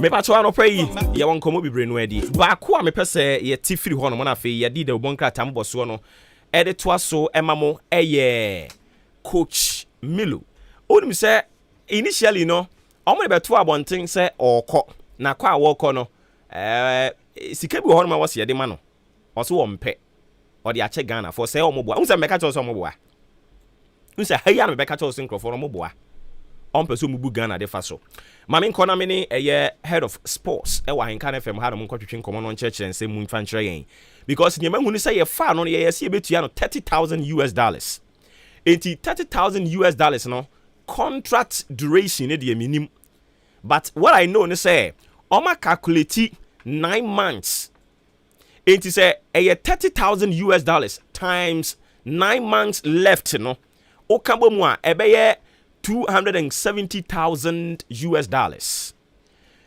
and all sign a demanded you or say demanded compensation of $130,000. Enti say what can nyina abomu asika wo pe ansa na obeti ase akọ eye $400,000 o de call apam that the man also about ye ankasa Ghana sika yi mu a almost 2 million plus. Also oji akwakwa kudi head of sports almost say 2.something billion and million billion yeah billion say million new currency okay to the currency no old currency no be anje say getting to almost 2.5 billion why are there enti me question na bibi sa no answer ma me na fe ya to aso no say na assemblity a e de benti na GFD kan be da yen say 3 months no kra wo se wanye anu dia GFA am publish say SAS kanonje aye as entity ho ana ba ko no mo keka yes say coach no say sa kana sini sika no krampo no obeja da Ghana and question now one thing I say yen so bi say ho ne say contract ben na ye ne coach Milu no koye cause eba no content of contract yes say make I say last week who be say asem grey yeah say contract and then the womb and nya ne ba bonten a efeli ba bonten a wiase nyina eti bi ni say Ghana ye gina kono that is in the AFCON e course Ghana ye free me on fa yen NG AFCON no cause ye GBI dey ache wa anya go and do well o say fa ye G AFCON okay cause for the past years ni akwa AFCON you do final da you do semi final you do one of 16 so what I say into fa ye G AFCON no yenti content ni yo fire G AFCON no it means say anything done odia edge AFCON no fail at the man coach Milu 2 fire qualify ko World Cup and this is the two target as I say or the G AFCON ni dia automatically no qualify ko World Cup ni biana or the edge AFCON na so say qualifies bi o say ye bo World Cup qualifies no sonkon na ye bo AFCON no so sonkon that is why ye ni South Africa for ko boy no ya qualify but you do playoff ni Nigeria na ebo si etimi ese Nigeria home na we na say qualify the free Nigeria so a na World Cup nya qualify okay but the two get target ni dia ma two target no fire G AFCON na fire qualify ko World Cup and no any Nigeria fe be 2 yenim and we fairly bako even one of 16 kwampo Ghana ye ndru ho so what I say so first target say fire G AFCON no we fairly inti contract no ne ko we fairly no ko de e si etimi nyandina so bi esaki coach no where from the compensation say if nya wo chirechiri mi sa na eye content of contract na they have emrem no meka locus yeah a obetimi agina so say because of we enti NAB a terminate contract no so where from the compensation this means say GFN ministry o man kan no crunch yen anche Ghana for o man kan no crunch Ghana for cause from coach na kasa na no o wie AFCON no o say the primary target is to qualify Ghana to the World Cup but not the AFCON so what you say enti na coach no after say obo ni game wie ya Comoros chini yi ni free mu no as no be catch and say the target ni say about qualify Ghana to the World Cup na mom enye say okokoji AFCON dia ba this show clear say e wo a different idea kwana GFA and me to catch it cause ye nyina ya jatum say na ba bonten ye to say okokoji AFCON bra na fa qualify ko World Cup na se we fail dia so pass mo bi na ka che Ghana for but to bobo ntime ka che say eno na nya target won't for 3.5 months be emba kroma performing magica na mom o target ni say what the Ghana be qualify that World Cup there then it means say contract no na AFCON je na enka ho enye say wa mu yen ọmọ mo say no ọmọ ma coach ni ambu yen nya coach ni ambu yen some penifo na me na penifo ka say or friend saying foreigner kram come twi mu say mpo ni rumpo fi ohoho so ohoho be hunu mpo watwa na e wode wate wo kro nim yes so what I say because even Kurt nankasa kra be ka kire Ghana for say ye ni zero eni mercy bi wo baabi sanke wo bi anka ye ko ne ko fa wo mo bai when you think about GF president Penam Chino how say aban nanado akase ompe bruni coach ketokreku ni sports minister ne nasefo makwa dada papa ya manager ayi coach Milo atum minwa coach Milo onye tuntum oyekoko oyefita na omne ne koye na opani no no so oni ani odi behunu se we na means then nanado na so duabo nanado na so duabo obo o ma failing a big time what me can some the dead come say so ompe bruni coach na afia de bruni ba ya na waje pene me ba nanado say ompe bruni coach ope bibini coach said before coaches no more come financial loss to the state. Yes, boy. Said before coach no more come so mo pamono. Training ben ye do ma fam. So mo pam ni hu ade bi oye wo GF ni mu. Yari kwesi apia baye. You say mu won kasa. Sika kona baye. Ono so trokan obako. So if say government no say me pe bibini coach, me pe yan ye memu Ghanaian coach. Na ma fa Black Stars a. E say ye duma de fa ho.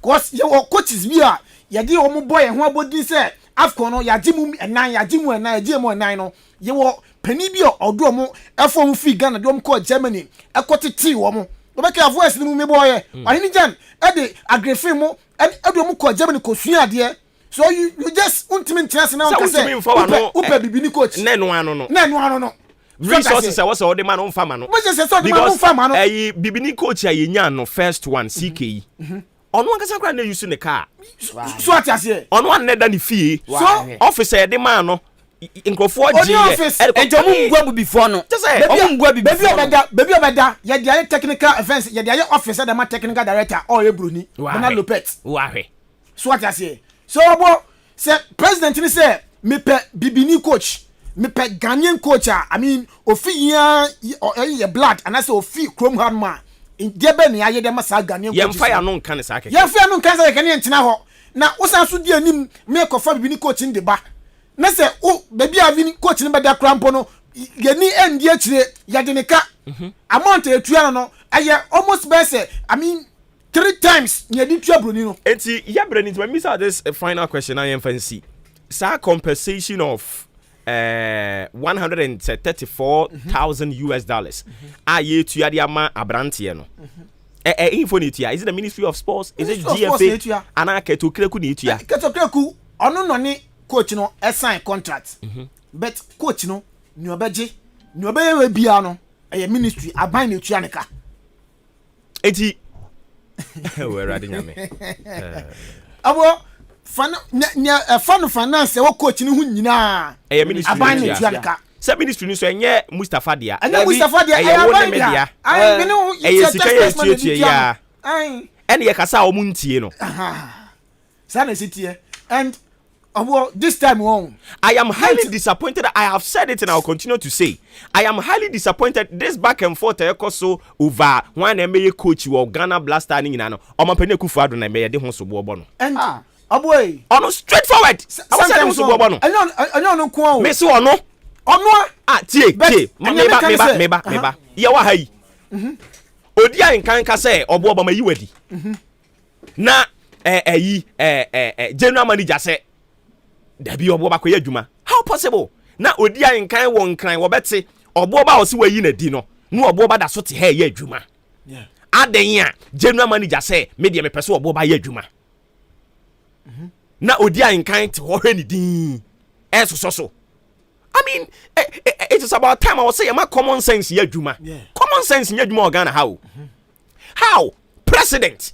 ana onhunu dibra na kura no se sombo se dro no mo gu na ni so se den yo me de me ntia se kwa so mpe broni coach na ye de bronya ba na waji atumba ma ne $30 million aden en abo enti sa me pese me hu ba bi a compensation sika ni be free aba efri he oba na tumu san se ntwa levy hwan levy enu de enkoso hwan levy levy ni de enkoso oba gomo tuma ma coach Milo say me twa levy oba ye no ya na sign 1 year contract getting to 4 months ni we ni wa ye adwuma e dia ma Black Stars nti aka na 9 months so oni Ghana wie so oni Ghana be bo World Cup qualifiers na dia kolonium and eno any sika ni we no sign ye any sika ka we any pa bibini pa wodin se ka se be sakina 9 months sika no this is the man ena compensation no ena make say e be fi contract ani Milo sign ye cause if se ne sign say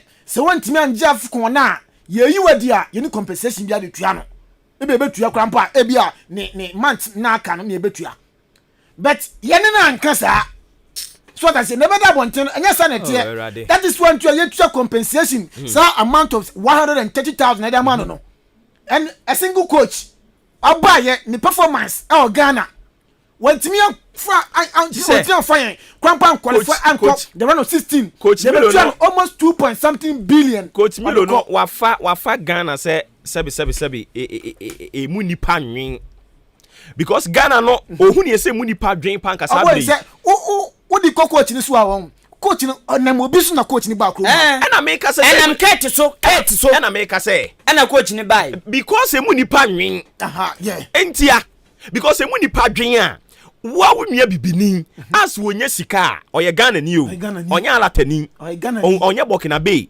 oye Ghana ni o a wonye sika eden obesi dan wa ha eden ya odi beto bibi wa ha akwai oko sika na tua ni dollars sika ye di mani na odi ko sika ye di mani na odi ko on fant na Ghana ha enti economy no will continue to be in shambles. And the same people are almost born money from no ebesan akọ town hall meeting akọ ka kire wo say ye dada wa mo age atum say levy 6.7 billion yanyintum meanwhile ya tam we e de koma nipa single person akodi omo enam omo nsa so asa de ba ye nenam ho keto kreku besa nya kokuduro abetena radio so ka kire Ghana for say ye ni siwuro eni mercy na the question bibi san say so omo ogidie wo obroni mu a aden wo no mfa ne dibra ne nto ho ni ankonko fa obroni GFA president enfama omampanye kufuado enyi bibini ni a edi enti no to so e mampanyi onsi fom no obroni mra yi onsi fom no obroni mra ada na ye treat ye ho bad sa obroni ba ye mape hotel se dan de ama no dem mo ankasa mo nua Ghana ni no oni dan dem ka oni bi akoi ba ye mama ne ka just because of say do we think yam one mano enso CD or Black Stars do we think ya nwene na the contract na wan sign so obi nya bi ndi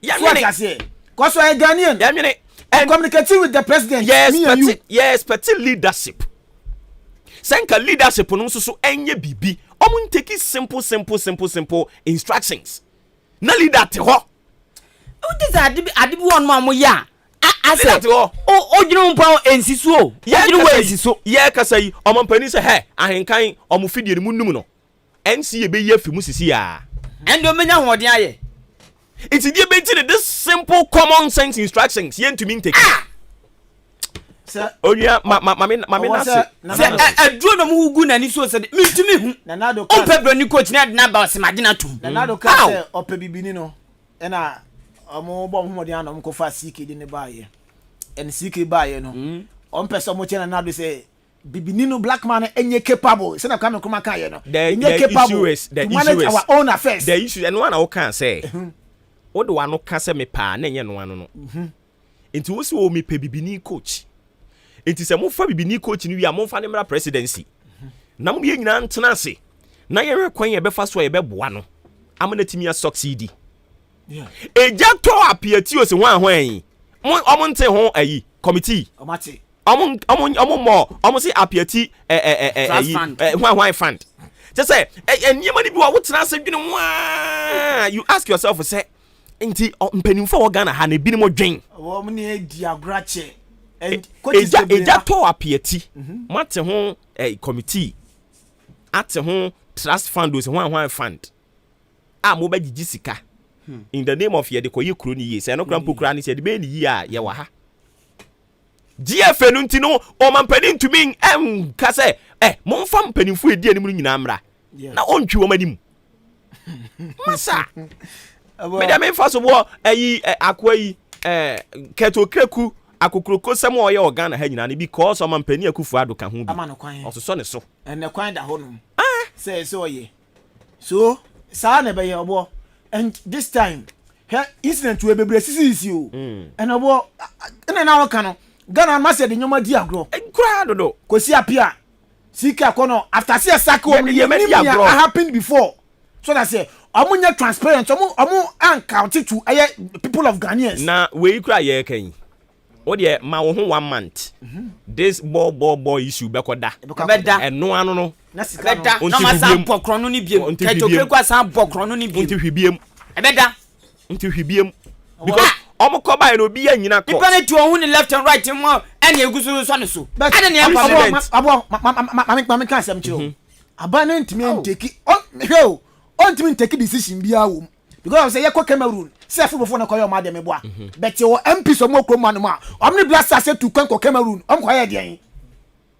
I don't know koye. And also your question. Ama koye bibia. So it is ade na gworum na obi adi bi nyafo. Sa? Nti we ko committee a wontimi koye de. Ade na ka asem bi first things that we intro no. Now say and this is name MPP say then we koye na do say me so remember 8 years time. So that say Oba baby. Enti adem da hono say ya na de Ghana. Ye wo Ghana officials a obu fi Ghana eko Cameroon am koye dian. Am ye political party supporters. Yes. Am enso fa yenya enfaso be nya fi so. Yenya hwe. Am ko wasi e mani keke o Cameroon. Ya bokagu. So that say. And I say and I make us say president na o ma set ya to ho ne say. Oba be yebi. Oba me hamadwen. Enti sa na say wo be hamadwen a me so me ba be hawadwen. So what I say. Enunti ye call World Cup 2014 hwe abysmal performance e course ho sabre no NDC omo so sika wo aeroplane mu e ko ye enim guase kese ne ama Ghana sika sem kro enim guase be pem ne eye sa de no mo ye no ye so sika wo e de gu aeroplane mu papa ye ko here vice president ya tenam si ye ko che na dabio players no mo ni gold ana boy player no okono o catch and say only enya ntiase obo sometimes won I players no sometimes we blame too much cause obo say ya small say obo kokoforidia kodi djuma we from AHENKAN FM na okono ye ne wa ko agreement say be ma 1000 now dia ko 1000 now de ko na de be ye onyoma ya promise we say by this time next Canada na wa kodu offense kokoforidia na nya wo ye na atwam o na kwotena ko for dia na up to now sika number ni asi dwuma de na kwakoye no kokoye ebetumi akoye sa and America say plan onye ni nyina ye nsese yes and now uko countries bia bonuses na de any so na unim no moye maka wo hanum several times say even EPO and say England place no mo ho no o say ye betua mo $5,000 na Ghana Satan ye tua $1,000 offense $10,000 yes ye betua $5,000 $5,000 na ye tua no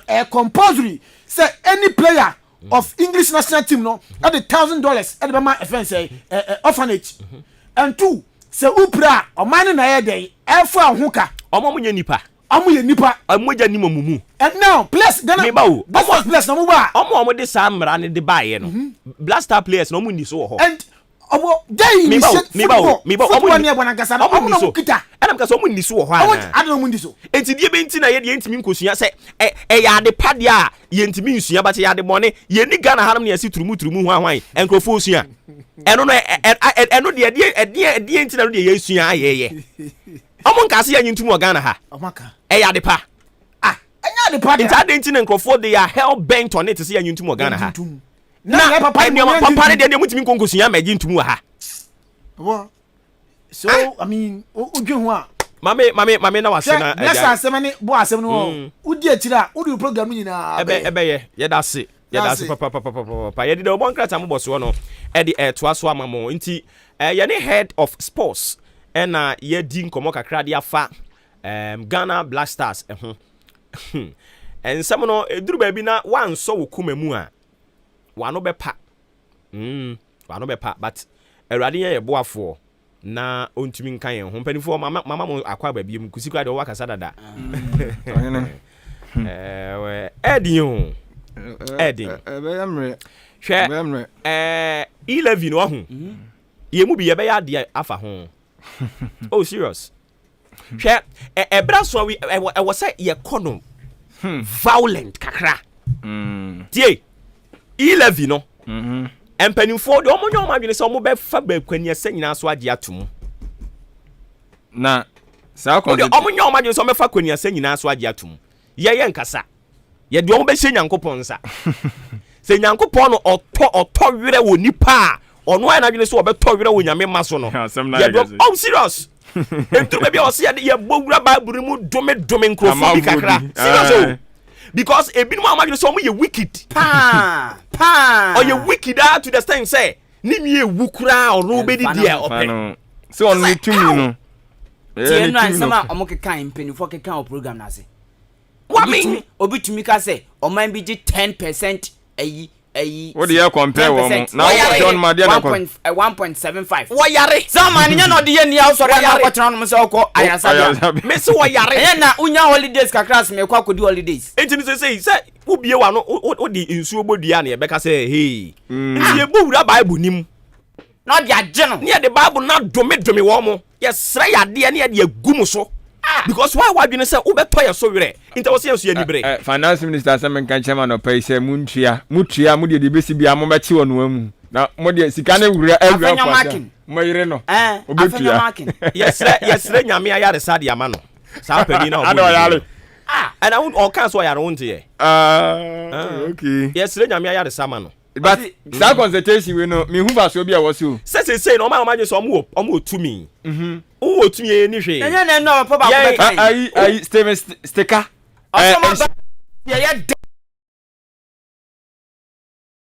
But ye be jo ma se Nyankopon sa. Edimo ka se Ghana ha. Enipa ni bi ka se nyame ntie. Nyame tie. Na mo no voice no. Ye woni pa ni bi omo ka se nyame tie. Ye woni pa ni bi omo ka se nyame tie. Enti wo de wo fa honam fam fa esisi yen so ye besisi wo honhom fam serious o ye be bie bible mu bra so wo se ye de bible ye adwuma consultation fa so bi ani ye de bible ye adwuma pa Ghana ha etu de wa dwene se wo tumi ntu de besisi me se me bawura bible ni mu na me de bible na ye wade man say de mo church no won me nom de koye report no na the eastern region for nya de kogu sa conference na say there is no need about this I must be an issue. And let me say if you want more, you're present. No, most of them, they are party members. Question. Party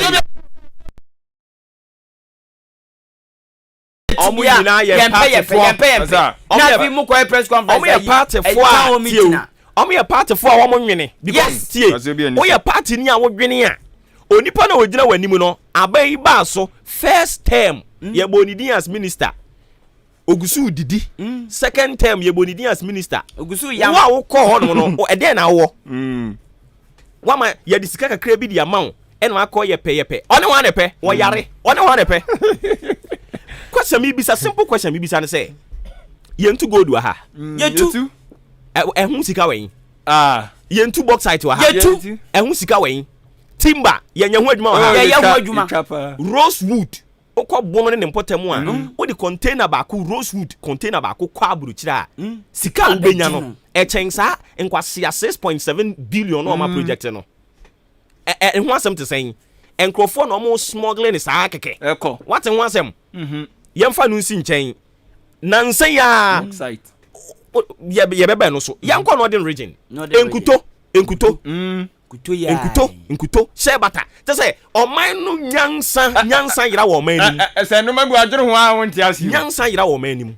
dia wo kika ipa ayo enyina wo Ghana ha Nyankopon sira Ghana to the thing say air condition po esutimi fumura air condition esutimi fumura nyame dia me hu se jabe odi ho ya wo abo aye de ye kwan okokuro bi so a omo kra abo aye de ye kwan o but fa abrem kwan so ko he abusu tam ko enkran abusu tam abo kra de ayi adwobia say ya empotem ya na na mfa abo ebusu say tam cause no mutu dam ho wonu say oman bi kra nwen wo enwe edisi na oman bi kra mo ye oman bi kra uko ayi USA womo nkunya isisi monten so na de nya enua na mo mafa mfi anum say ye Rosewood no ayeka ho asem no ana mo kra de ko no akwen fefe na odi amani pa mo jadi mo afurisa ne so ntena so se ne na ne eti Ghana eno ne betima sa manfo hyebre twini Jonas ebe ka kira mo se muti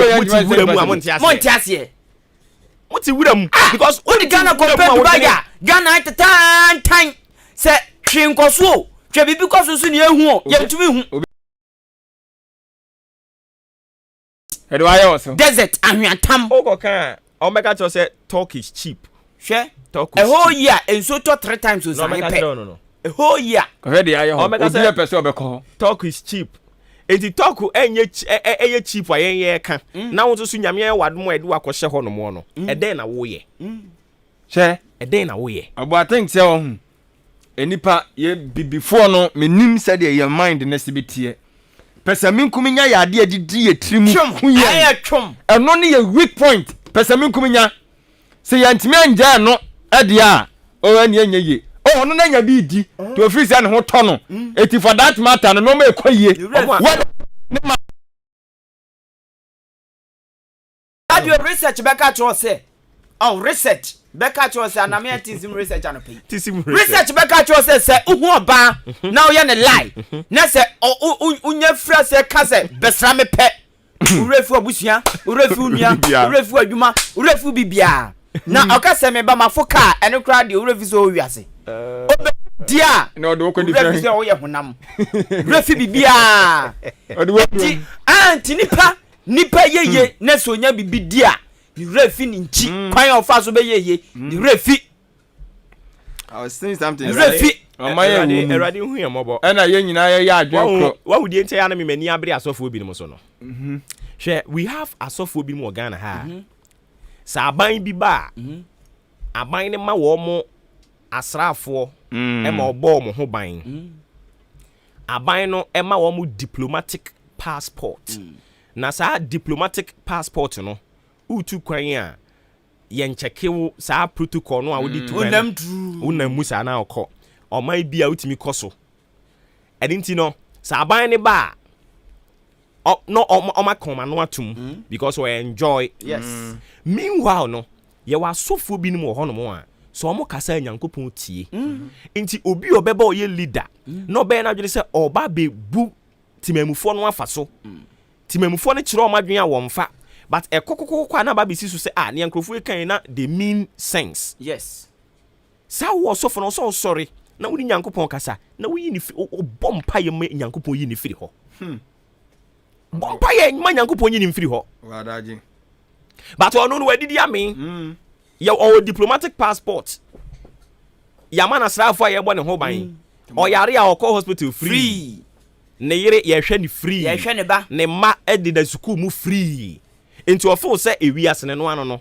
heaven on earth and I will leave you oya power did amen na wo kran so komodi no hwehwe wajenkwa na wo kra be me na we ka si did amen ye nyina bewu ye nyina be one day ya me dwin wo say omu refisa temu wo hwana anom Jesus judgment na nya real amon 2 million pado 2 million 2 million pad 2 million nipa refi bibia tumiti obi petumi otumi ku nipa free na ho na because of power mobile money mo se mo baji ho sika tie enro mo bu nkonta no bibire mi tie sa o analysis no wo hwe sika nko transactions nko eslowusu o say this month nko 7 point something billion this month nko no enko awie no 73 billion Ghana cedis any sika enkrofo transact ye mobile money o say bank de kra de omunya enhu ye into omuntimi nka but owogide se bank na kra be ko nanim de a chain normal transactions cost no na omu estimate a sika security within the mobile money system no edoso eno na ban person taxi no de kakra de ba yewura afenyo markets nso mekasa o se Ghana fo nya botre na 11 ni ba Ghana ni bia ho beton na atrofo twom gold ama Ghana ni ho anto no dabi diamond a yetu no ama Ghana ni ho anto no dabi denchembo bauxite ama Ghana ni ho anto no timba na ama ye ho anto yen dabi enchene onim se yetu nchene ha na enchene despite na dwuma ye panya nchene delen otumi de nchene YouTube I dated sort anya nchene sika odi won yes ka ketwa otumi de enchen container baako ekwa aburu kira onim sika wonya enye sika ketwa yetu nchene bi wa Ghana ha o sa sika no empanimfo ye wura afa nyoma ken pese o che Ghana fo se eno ntumi ma Ghana ni nye yi ehonto no na mom 6.7 he nkofo mu ya wudifo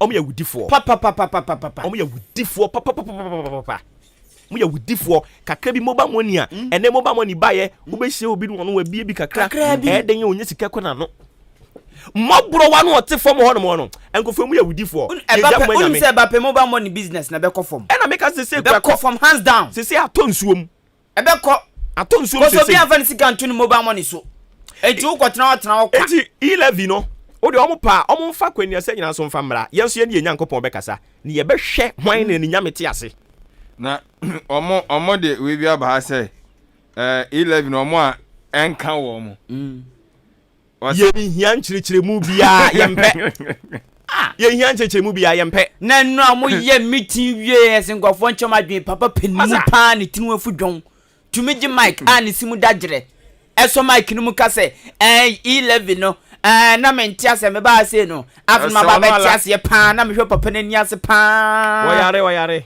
so na bia no won send bi ye send bi ma no I was a pa baby pa de fa na chi miensa na chi no hu se achi ne wa wamu baby a yire no wo de fa mfimfin ho no mo a ba ko pe when na den na make us research be chetro mu we ni na ye because wanya bibi kakra why say why be meet no mama ni bibi kakra dog aye din wa asase mu ye hu why dog bawumia because bawumia no say de yakoso ne nsem hu no yes do can you no crow because machine interview bi won be eno na me hwe ba ko bi oye no asempa ana my joy na o ma sheda wo se de ne ni abra wo se me ka no o se me ka asem no na ti mi se o papa no mfua so you never think say sa de na de beba o ma sheda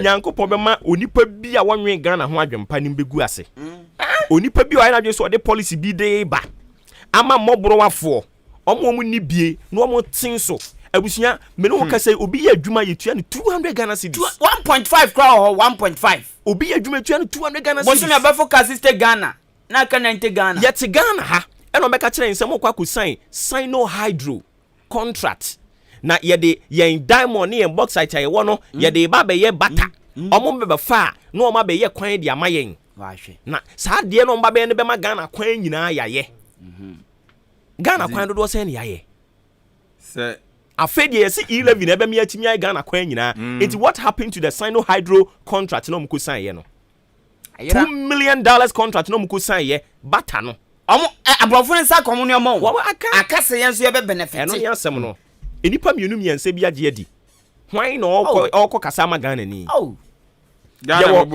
your communication team e de ma NPP a omo kasa de ma NPP your communication team a kasa de ma NDC Ghana communication team we he media communication team we Ghana e kasa ma Ghana we he fa is a media okoka NDC need to hona ni bu afu NPP need to hona ni bu afu because of feel say you are making a party unpopular but when you say leaders no more party ni mu na no more make party no unpopular because ye kanyansa kire mo muntie kanyansa kire mo muntie mo fe na ntimu de bo nkrata no na say ye jam so say ya na ye kono wonim say ya jimo mo ni tuma wo say ando CDC yenti o send 150 and how ho the charges na was na mpese telephone men how ho nya de ya dia atumo okay me say ke de bible be dome nipa kure mu a ya mfa nsuo nnome ho ye ya Christopher they say o ma kanye ntumo o ma ne ketia ma o ya NPP ni a upe e so ka sempa fa say party na agenda abanti e so ka sempa fa ya ntum etu da mfa da obon kata ne nto aso enne se ya na ye kono ja ye kakakra ni ja na mu kakakra ni ja na mu sa wo wom tase ye hitu anopo na otwa ba pa minute du mienu 8 to of adishimama ye beto aso ye nkwa homa ne so sisi ya ne ye nkobon komo 11 dia maka kyerɛ omu di agra the Bible be drum om sisi ya yenkwa homa ne so na ye ne onimonyamfo Sulemana Adama Tin MP enko twetwe nkomo enra ena Mobile Money Agents Association no call parliament ya minority omo de down so omo sere wom sa obnoxious draconian e-levy no omo montontwene onimonyamfo tie nkan FM suni ya mo acha makwa aba mpo mboko mejo semia wadaroma enra wabra Mobile Money Agents for buy na wo hobi na me ankata me ni that particular meeting no but ye brief ye okay enti wadaroma brief no na yenso ye pebietie ye umu ani se ye ankwankwa it will be stakeholders e-levy eba affect omo apart from timamufuo no omo nso ye mobile money adwuma no omo nso ye nipa eba affect omo because omo no de eye omo adwuma enti omo nso de omo adwenkyere ene ni omo nso nim efa e-levy no ho no ebe to minority anim eti so omo hu se aban na e wo so oye social protector obo omo ho ban no aban no mo ho ban na omo hu se position ni omo position ye pe enti omo de petition be to ye no me kire se omo hwe se ni omo adwuma no tie ene nyoma ekoso no se pass e-levy na ebegu omo adwuma no ebi se Ghana for no ye rational consumer e mo bia taken for granted se send aban panimfo e ka se ye gusu tua e-levy no kura dada communication service tax ye pia na ye pass communication service tax no amani pa njai se ye yusu mobile services na cost but they are different things, they are two different things. And the Mobile Money Association for no ebe kire mu se ye pass ya se ye pass ye mpo no nipa me bi wo ho a oba na adwene se ya pass o se me de me o withdraw ni mobile money ni nyina and people have started doing panic withdrawals ebe affect economy na ebe affect omodwuma and now mo ba be share minority say omo sere ya ye mo modern bi ase na buy emphasis a bill no Honorable ma yemisa osasem we minority ma state mo position no quite clear and am I very consistent about it but ebinumo doubt mo kakra omo doubt mo kakra sisi ya de anka mo ne Ghana fo binumu ani da so but yes hu bi penti aboasere wo je ne background we yinani ato nchen yet Ghana ha ya na soafo wabra omampani bubo obinumu di mo yese we ya nyini ntum akire yi by consensus moto ababum edima wo mo we am state mu position clear na mo the support of some Ghanaians no mu nyina express wo mo concerns eye genuine gidi a Ghana fo wo mu no yenkoso ankuram monko giantsi ensuo natifi akire yi minia metimi assure Ghana for say e ka minority nko ade a enka e-levy we enka enkoda enka yem pass that a minority yen die our position from day one clear and we still on it next Ghana for say more for went to 2 ministers as well for now party or more no there are two different issues altogether now e-levy it was direct bearing on the lifestyle of ordinary Ghanaian and Kafaso enti ye more full assurance say we are not wavering ye pushi a yenko bibia ni ho a ebe pushi minority say yenko ji 11 ntum in fact your position have been clearly stated by your flag bearer for 2020 your flag bearer aka no eno an a general secretary aka eno an a national chairman aka your communication officer aka eno an so na your minority leader I fazo enti yen your homa party kese no ene Ghana fo nyina enti ye hu se Ghana fo nyina hu se aban we omoto abama aban no en look for their welfare enti Ghana fo afi NDC Ghana fo afi minority no enti yanse enye bibia ebe sheki Ghana fo ye believe ewe ye mu ye pese Ghana fo hu se ne obi a sorry a ne ho chi no se party fo mi ni nyina omkro mo ye pe no ye pese o mu hu se party fo mi no enye pe it is a Ghana but the aban we gina no ye gina be pay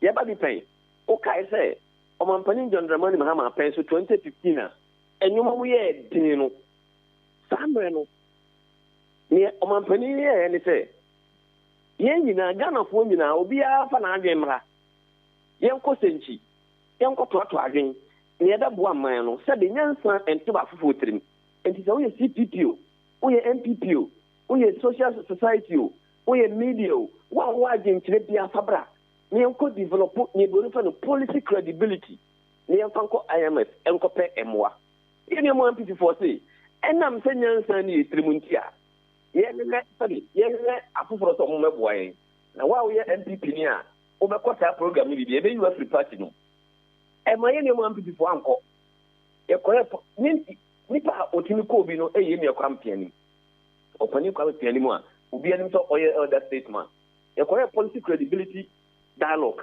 ye wie no policy enya ye no ye ko IMF ni bi am free mo anfa bi anka ho eno e no de bo ayen and IMF dina so e ma ye $1 billion minia that $1 billion no eno ade na MPP hwehwe no e bi say ile bi no e be ma ya finish 6 billion Ghana cedis $1 billion.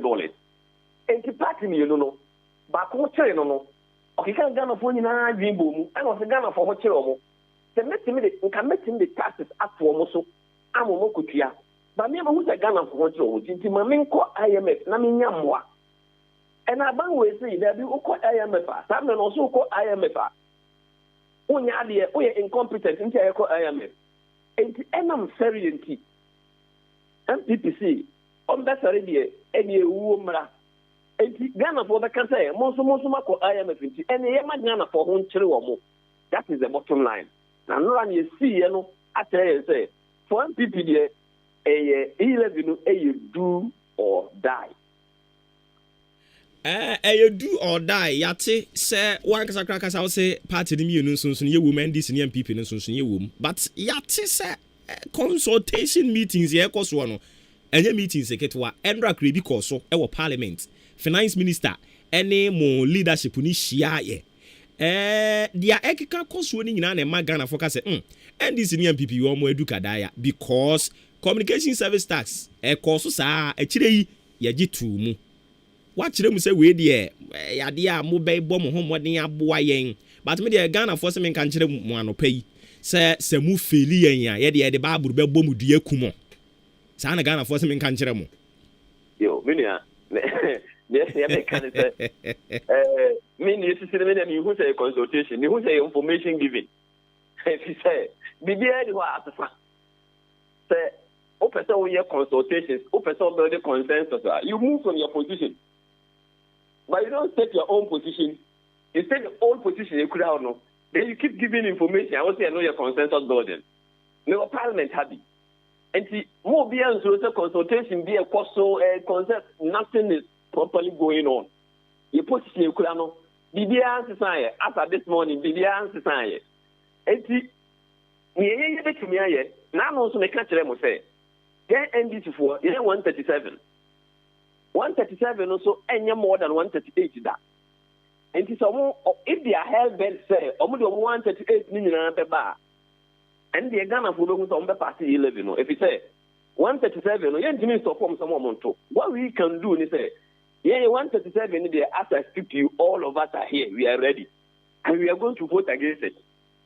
Then you may have some numbers now, so and the Ghana for hallelujah. No more numbers, no so. I'm not to say.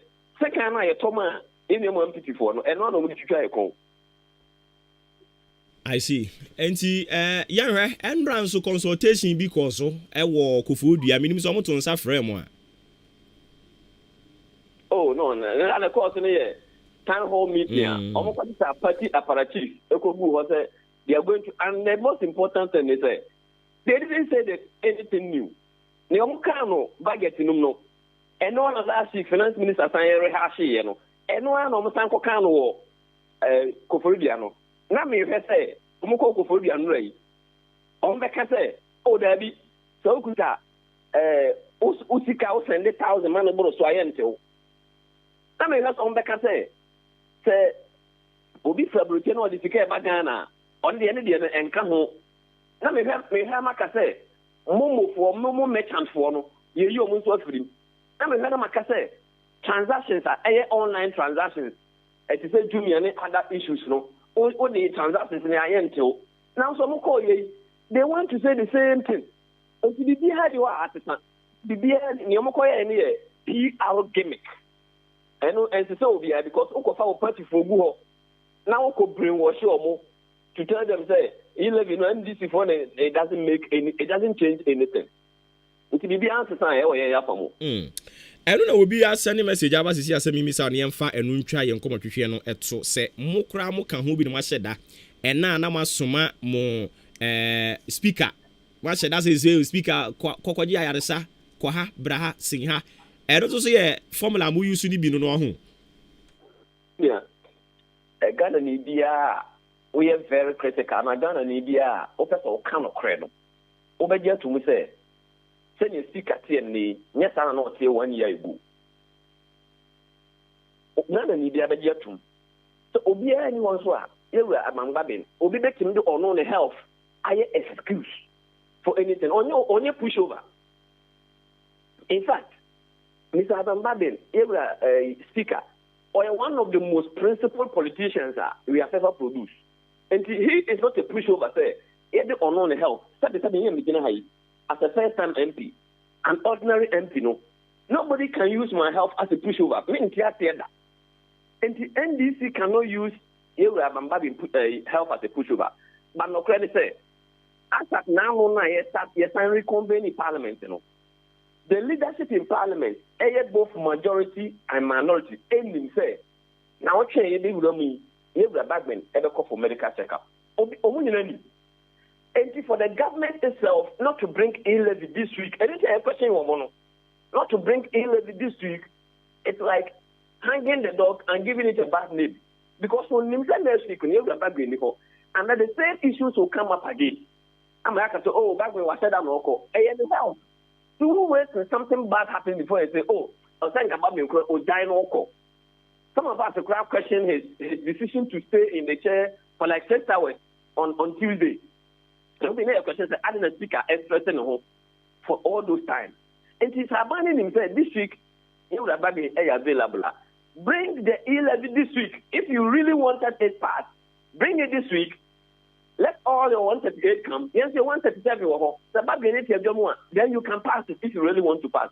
And don't tell your question because we don't want Ghanaians to think that. So for some of us, we are tired of the e-levy. No, say, you break e-levy no.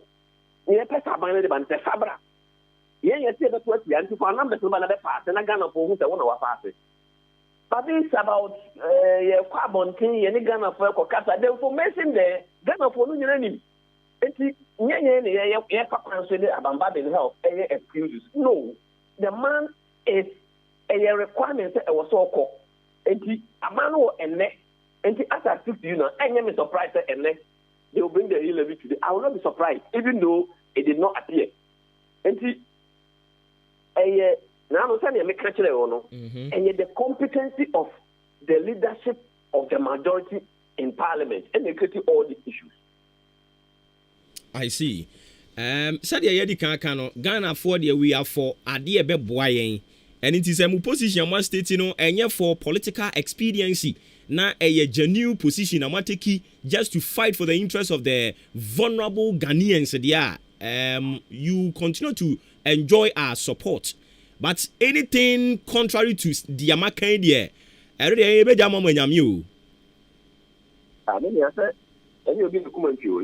I say Ghana, we are moving from production to taxation to production. You know, about Miano. And you know, about Miano say. Desperation and NDC editization and you'll be an cancer. And if there is any political capital, nobody can stop us and might enjoy it.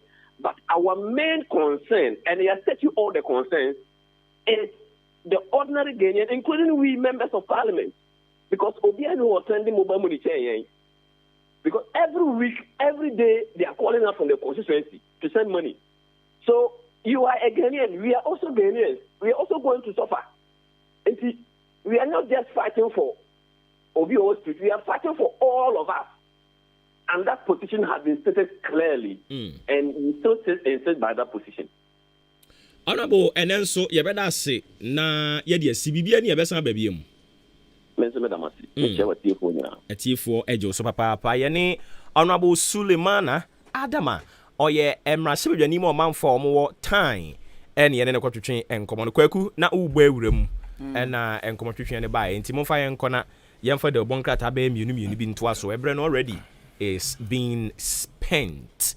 Na the daily statement the bonkrata na me ba bedi nkomo na the daily statement is see woma kucha guanu mu se 11 no ede akwan bebreba ene enwuma bebri eba nti Ghana fo anyuntum na enye adwuma na we no mso munya jutum pe ombe ba bem pa se bode adwo abode atoto apese adwo wa ma na mframa bom na awo wesen na adwo breo omso mbe bia mo bia hu de ekọ ene de eba ewo 11 hu owura aban gbagben said sesi MP kan ewo yakasa fidie so enche papa obesan ko Dubai okohwe na pom nimpom okohwe se na pom den no ejina so ante okohwe review no yare na okọ ente se omra no ma review yese bibia ejina so a enti enche speaker of parliament obesan ako na yese kwa okoi ama dom kese no ewra ho pa kwa obekoi ama omra ho papa se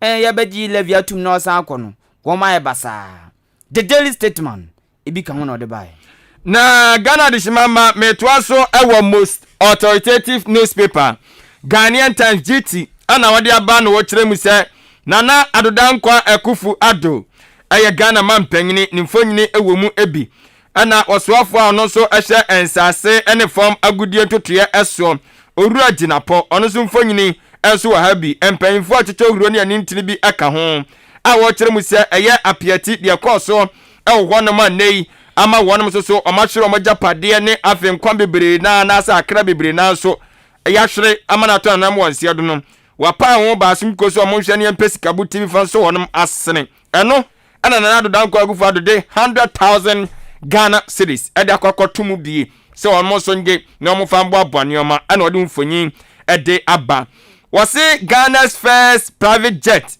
terminal no ene obia no ewo eye Kotoka International Airport ene dey Ghana's first private jet terminal obia no ewo enkrambupuни mantamu Kotoka wiemse gira bia ho nsem wotwa enso ede aba ewo hanom ena wode aba no kire mu se aban no ye krado se obetua eye Ghana cedis no 14 million eno eye compensation ede ama poultry farmers for no wonoma eye breadfruit ne ba ya a chichi wo monkoko koko wowo takramoa ya de bi ne ba ye no wo kire se enei akuafo dodo na ena wonom so ahwere enuama bebre anaso wo so emwai omayem wan dodo na no enso so atimi awuo enu nti aban no hwe se 14 million Ghana cedis or the best wonom enso asene we aye most authoritative newspaper Ghanaian Times GT Daily Graphic the Obokrata nam de to so ma na yase woma akwafo edi emu dwuma womwura ho papa enam benchmark policy a oma suspend this year no ama oma e basa cause omuntumi nkra mo mba omunsuntumi nkra bi nko obia e basa na namsuma yakan benchmark value a enunti woma twa sensan ama emofo ntumi nkra mo no ama nipa be ya 300,000 yezi omo abrabo no IBC baza cause omunya aduane ndi nipa be 300,000 aduane a edi amomu enam emo a entumi nkonti ni na free benchmark policy a womo asuspend no enwonsem Daily Graphic edi abano pay na panelist bi nso womo di ababa tudwa kire se 11 are the best revenue generation option Ghana yebetumi afaso akeka sika bom 11 no say no penny the best option yebetumi afaso akeka sika bom edi aboa oman 11 nsem ye ena new year school so edi adesrede ato aban nanim say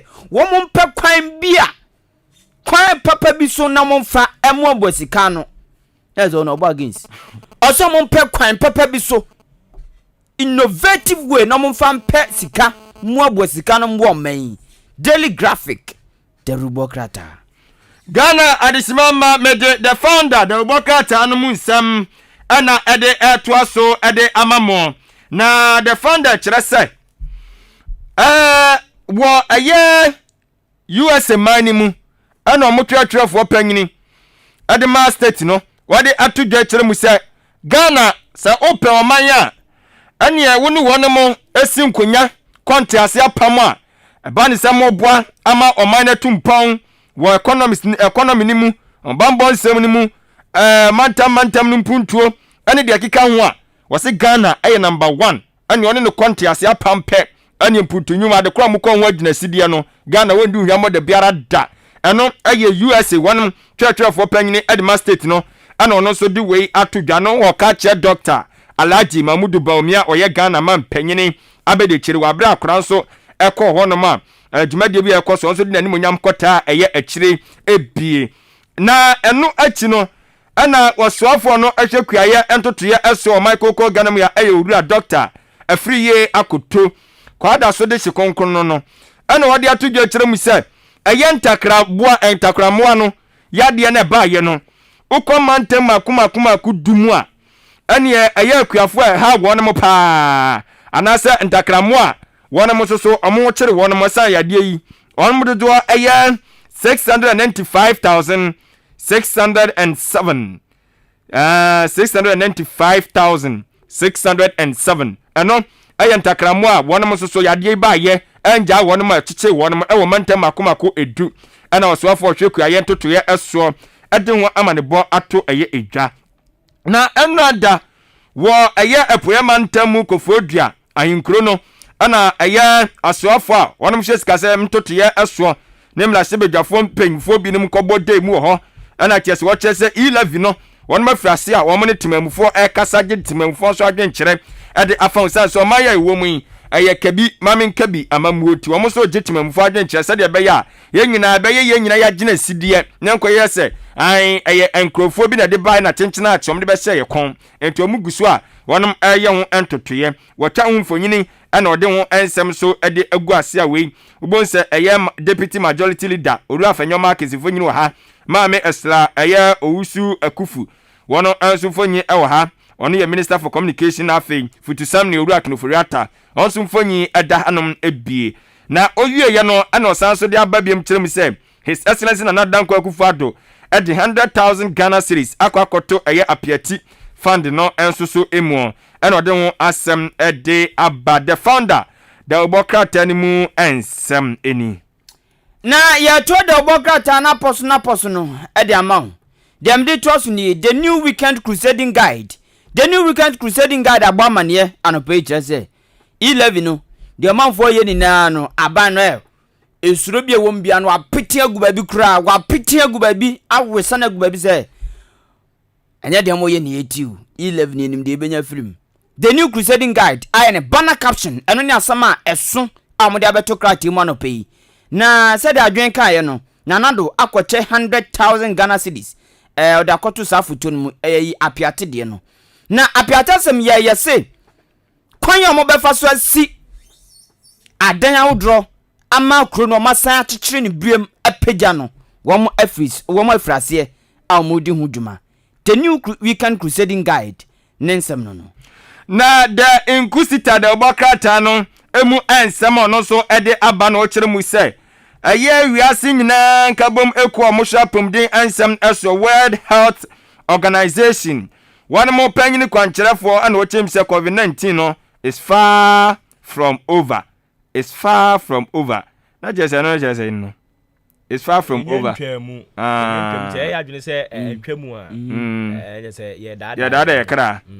Yate. And also some no. Na aya ashe amoso na hwe apomden ensem no so. Omso nsem enso ababeto dwa wotere mu se endro bi wo no ma ense emfata no so omo hwe animu se omo betimi aboa omo hwase ensa be kandro ni bi na etimi aboa magana yeso COVID-19 yetimi akon ede etia na vector ana afe ENI for so ana won mo kire se yentua eye 30% bi ewo eye oil revenue bi ho emfama eye court senye sadia wonom so ede asem no ebekọ be bi a esefata bi ante no nsam so wode aba enso ewo hanom na nado danko akufado so 100,000 ya donate ede ama apiati fund no so wasan so atwa mfonyin enso ede aba ensem ni bi eka ona the Inquisitor de Obuokrata no ede baaye. The Ghanaian publisher de Obuokrata say Child Right International CRI for and go for your mic crabin pola so yeshi. Omo bekasa afa new education reformer abehu. Na womu penny ora bright apia mfoni da say. Asmo kan say he Ghana wo mesia no. Sese de hia ne say ye be dwen teachers na ne nkoda no ho. Omo na say adwene omo ho. Yan dwene nkoda no ne teacher fo no ho. Akade ene nnuomo mbe hia ebema wo masua ene ade kire akoso no. Eno na wo say de ma kire fo no na nkoda no so ho tom ye yesa eno no. Ghana ye duro our education system mo ano no. Ebe story agina pintin nkoda no be ben say tam. Achimenkin ya yeshi. Ti osi ye duro no ye yesa bibia betutum wa kacha ban pain se no kre eba ko pese de achim da MC kan no. Sanso ana ya say Ghana, Senegal and Rwanda ye ba be sign vaccine deal vaccine ya COVID-19 ye be sign ho deal ewo February mu bosumi ebesim ye ba be sign sa deal no omampani nanado na eka asase moyi ewo the Ghanaian publisher the Obuokrata Manope na system aye the Chronicle the Obuokrata no wono so de nsama wo de aba na o kire mu se wọ́n mú sisu sẹ́ ẹ̀yẹ òwúrọ̀ bí ọ̀nù yẹ polisi ni na yàtí obi dín náà bá bẹ túmọ̀ sẹ́ wọ́n hwẹ́ na nípa náà di nsẹ̀mọ́ni ètí yẹ bẹ twẹ́ náà so no wọ́n sẹ́ abaya no yẹ ne fẹ́ tí wọ́n nso wà tó ẹsẹ̀ nso ayẹ ne pata ètí wọ́n enjoy ètí náà di ètí yẹ ni sẹ́ ọ̀tí ẹsẹ̀ polisi ni bi asẹ́ mi náà kẹsẹ̀ ẹ̀yẹ òwúrọ̀ bí ọ̀yẹ 17 ìwé kura oṣù 17 year old ababaawa 17 year old akọ ẹ̀kyẹ́ na ayẹm no ayasemu na owie no no de owura kenofori ata Mr White ababeto ya na owie no atwa kwan kakra kabidi aba kwan so fe pa da sonso ka sisu ebedwane kama anu wo mu sa 11 no sema humfonyi amede kire mu hai owura kenofori ata na kaseti wa onya akon the Chronicle ko pebineto o se ya humfonyi na da wono mo no anu ya kwan ya se 11 no mo bo moden amamra se bedwafo ngitum se who first class roads and ya beye de amamo Ghana ha kama ana ode ho asem enso ede aba ewa ha na owie ya no ana watia se we kura mpo na bebo ama ye nko wa bra na che se 11 no mde beye kwan no wa bra ye nko abrofo nko sere bia so mo yeska kakra bia fa me bibia urade owie ya no ana wo kire mu se Langard fo bi so onom so dia bo ani ama che se moja a che se akoso onom na twitwitwo mo basa ewo Ajurigano Ajurigano eno so Ghana ha Ajingano mum Ajingano won crying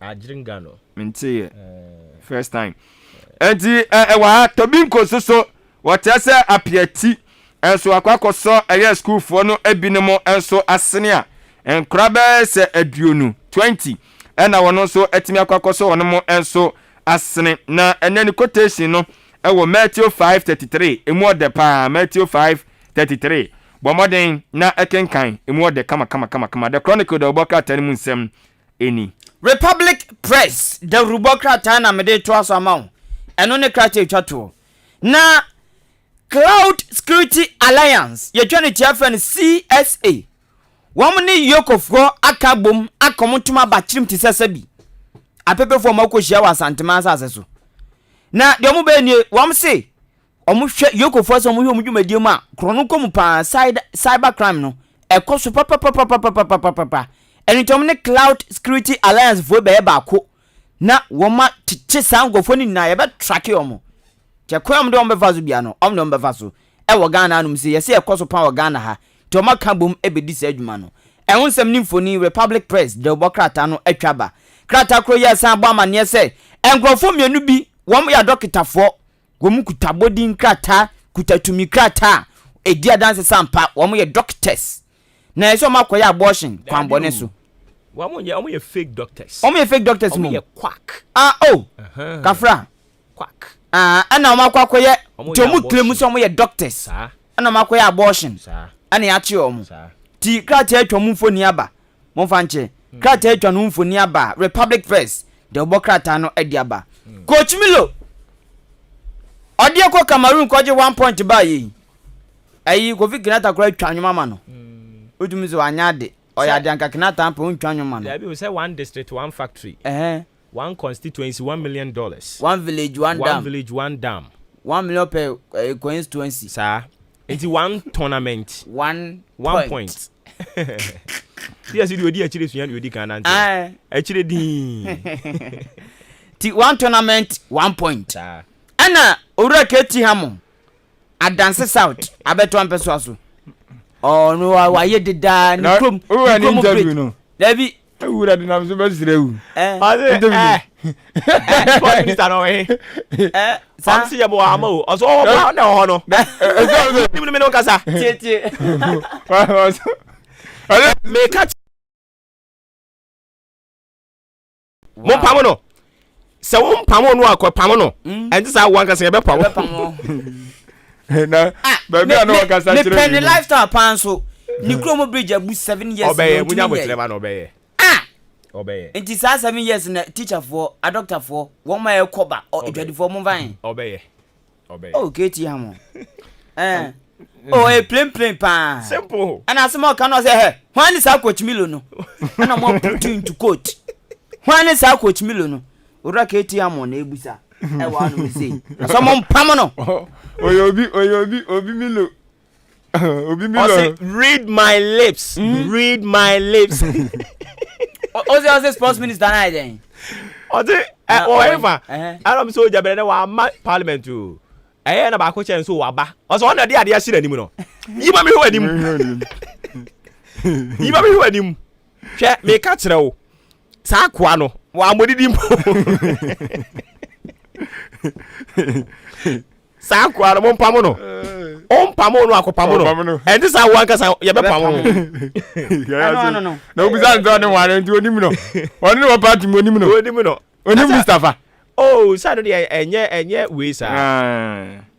Aya se tinchina twan se oni obi wo party mu anim no. Wo se wo de nipa na ko. Ayi kura ma ntimi anduru. Wo de wasa ba no be ka kire se be deda ye se wo de be qualify ko World Cup. Wo de ho be qualify ko World Cup. Does this make sense?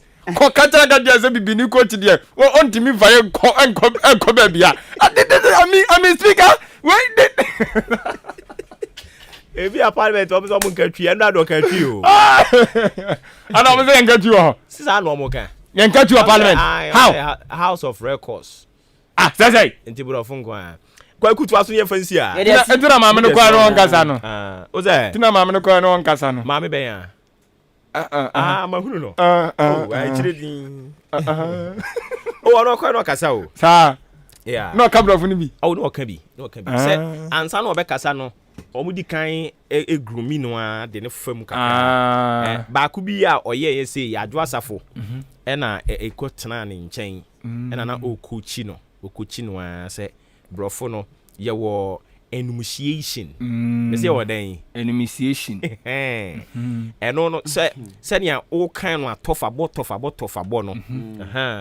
Eno ye friend no enunciation say nia o boaboa nsem na no.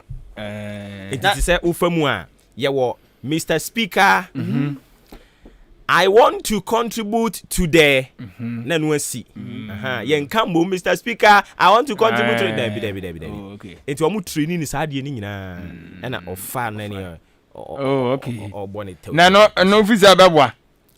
I'm not sure if you can catch you on. And yes, actually prohibited per se. That's what I say.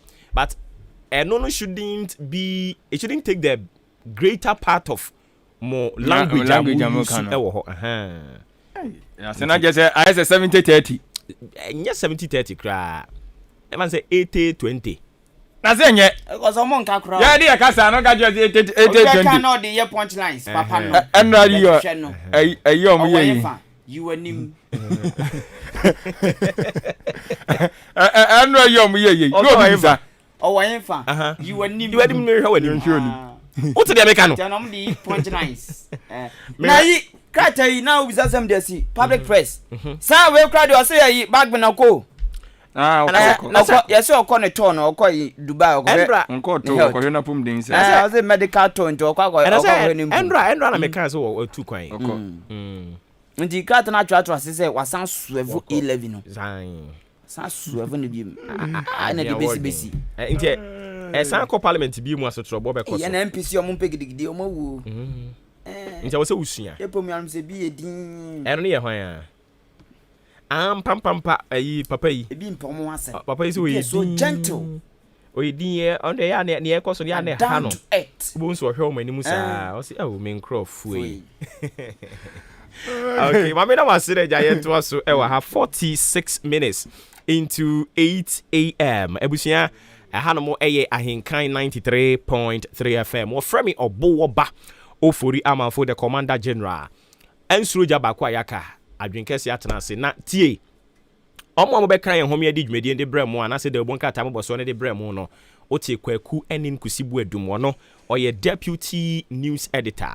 Osan head of production ahenkan FM ha ote ne nkansa also na wote adwempan ne Kofi Mensa ona lead producer ewo Maakye dwumadie eso no achi osan head online okoyen online hono mu aborofo mtrugu ho nyina wono a na odi se dwuma no ya na wahye ne nso de aman omo be kan ho me di dwumadie de bremo de bonkrata no Kobike na sabre de eduru ne so a ye hwede obetumi aye.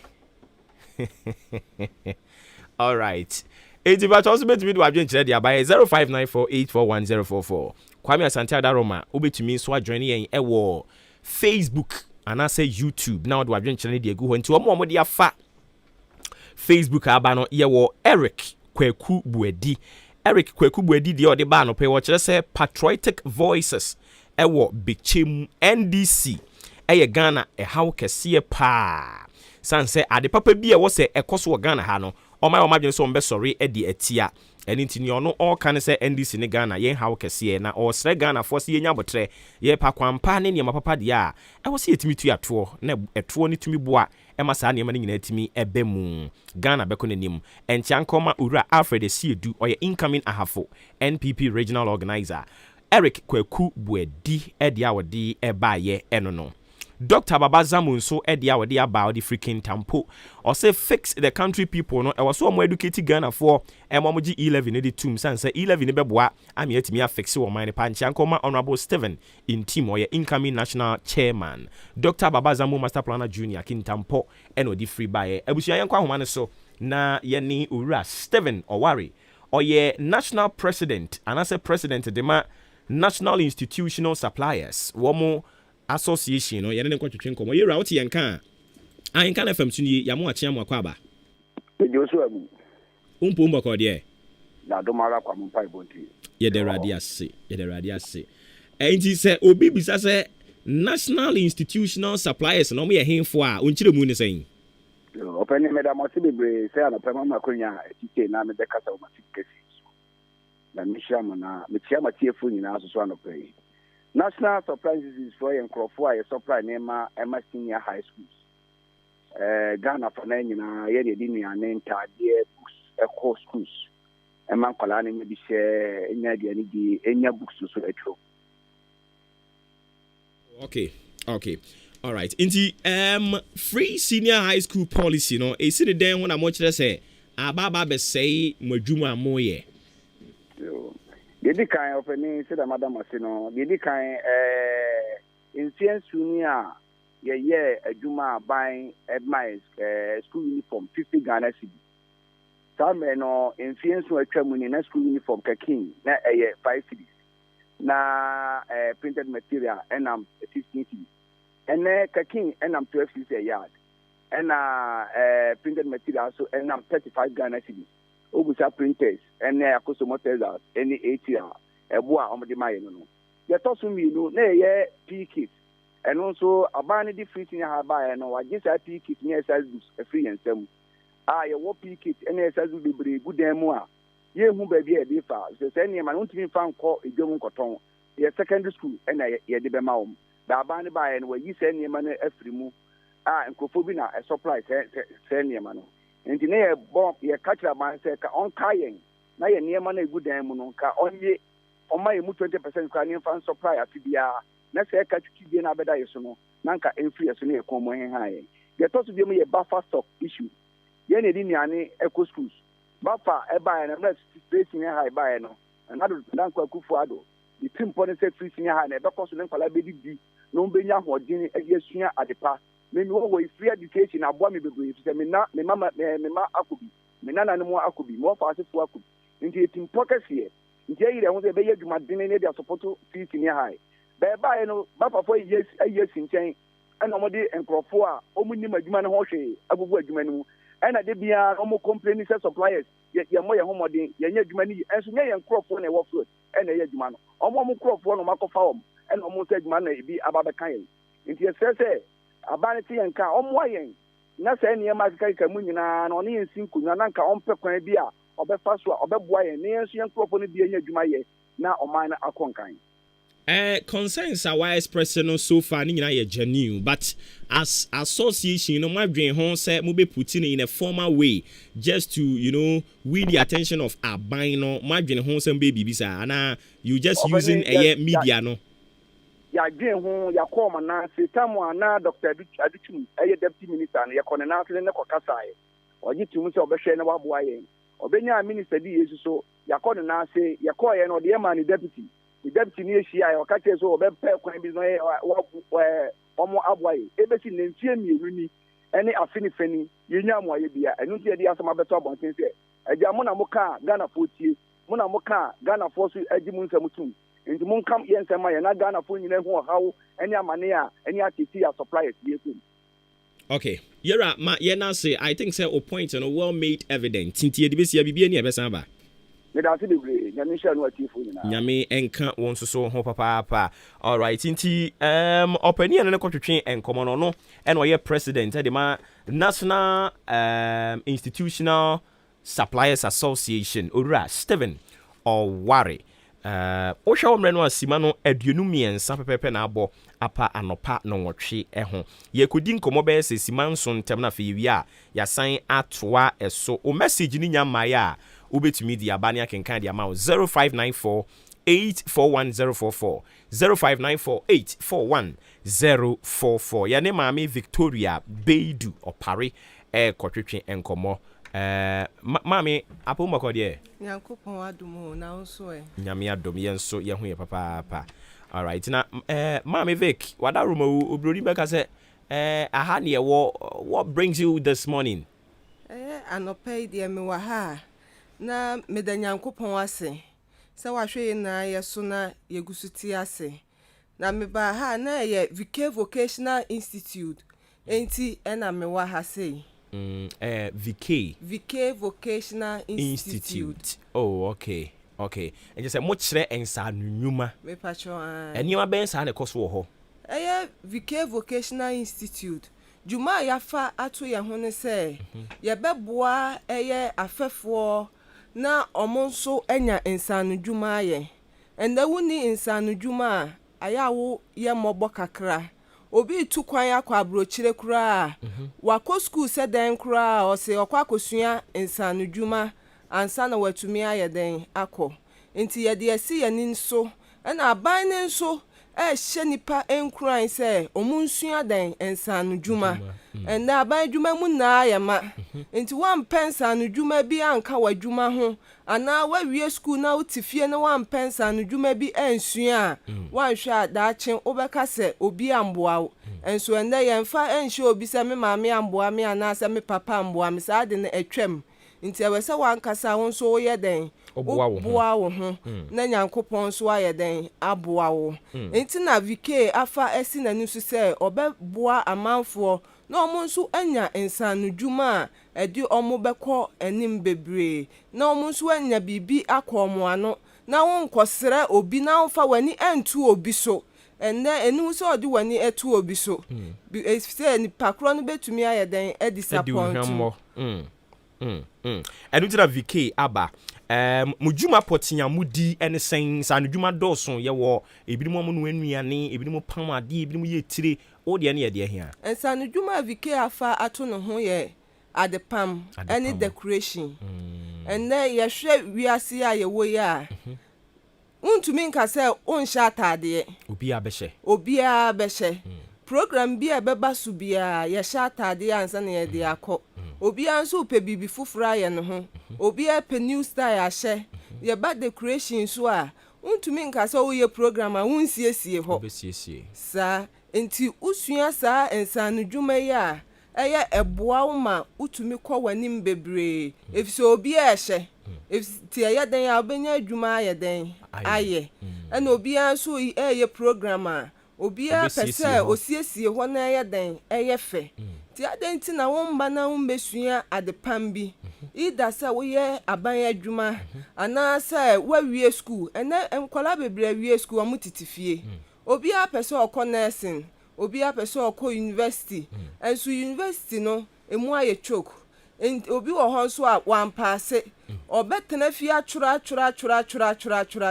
minimum obi a watena fie for 8 years ogusu twro anka odi sua adwuma bi a o pensa no dwuma bi sua ya anka samli anka do ye den ekɔ anim bebre enti vk afa to ne ho so se oboda wuro se obi biara wa wie school a wotifie so ye senior high wo ye junior high wakɔ university wo ye obi mpo a wo ye wa wadwuma wo pama de na wagyae a wotifie na bia adeno sa o ba vk beboa obi wo ho se me ye teacher ni me ye nurse ni enti vk obenya time mama me pacho ye benya time bebre di amount o de opon wadwuma na anasa ye bepe baby de wahye say ye Saturday anasa Sunday anasa anwumre mpo ye bepe baby de wahye sede nso betumi anya ensanu dwuma bi di aye den aka wadwuma no ho enti wadaroma ahenfa na vk ewo me pacho vk wo aboabo David Tilapia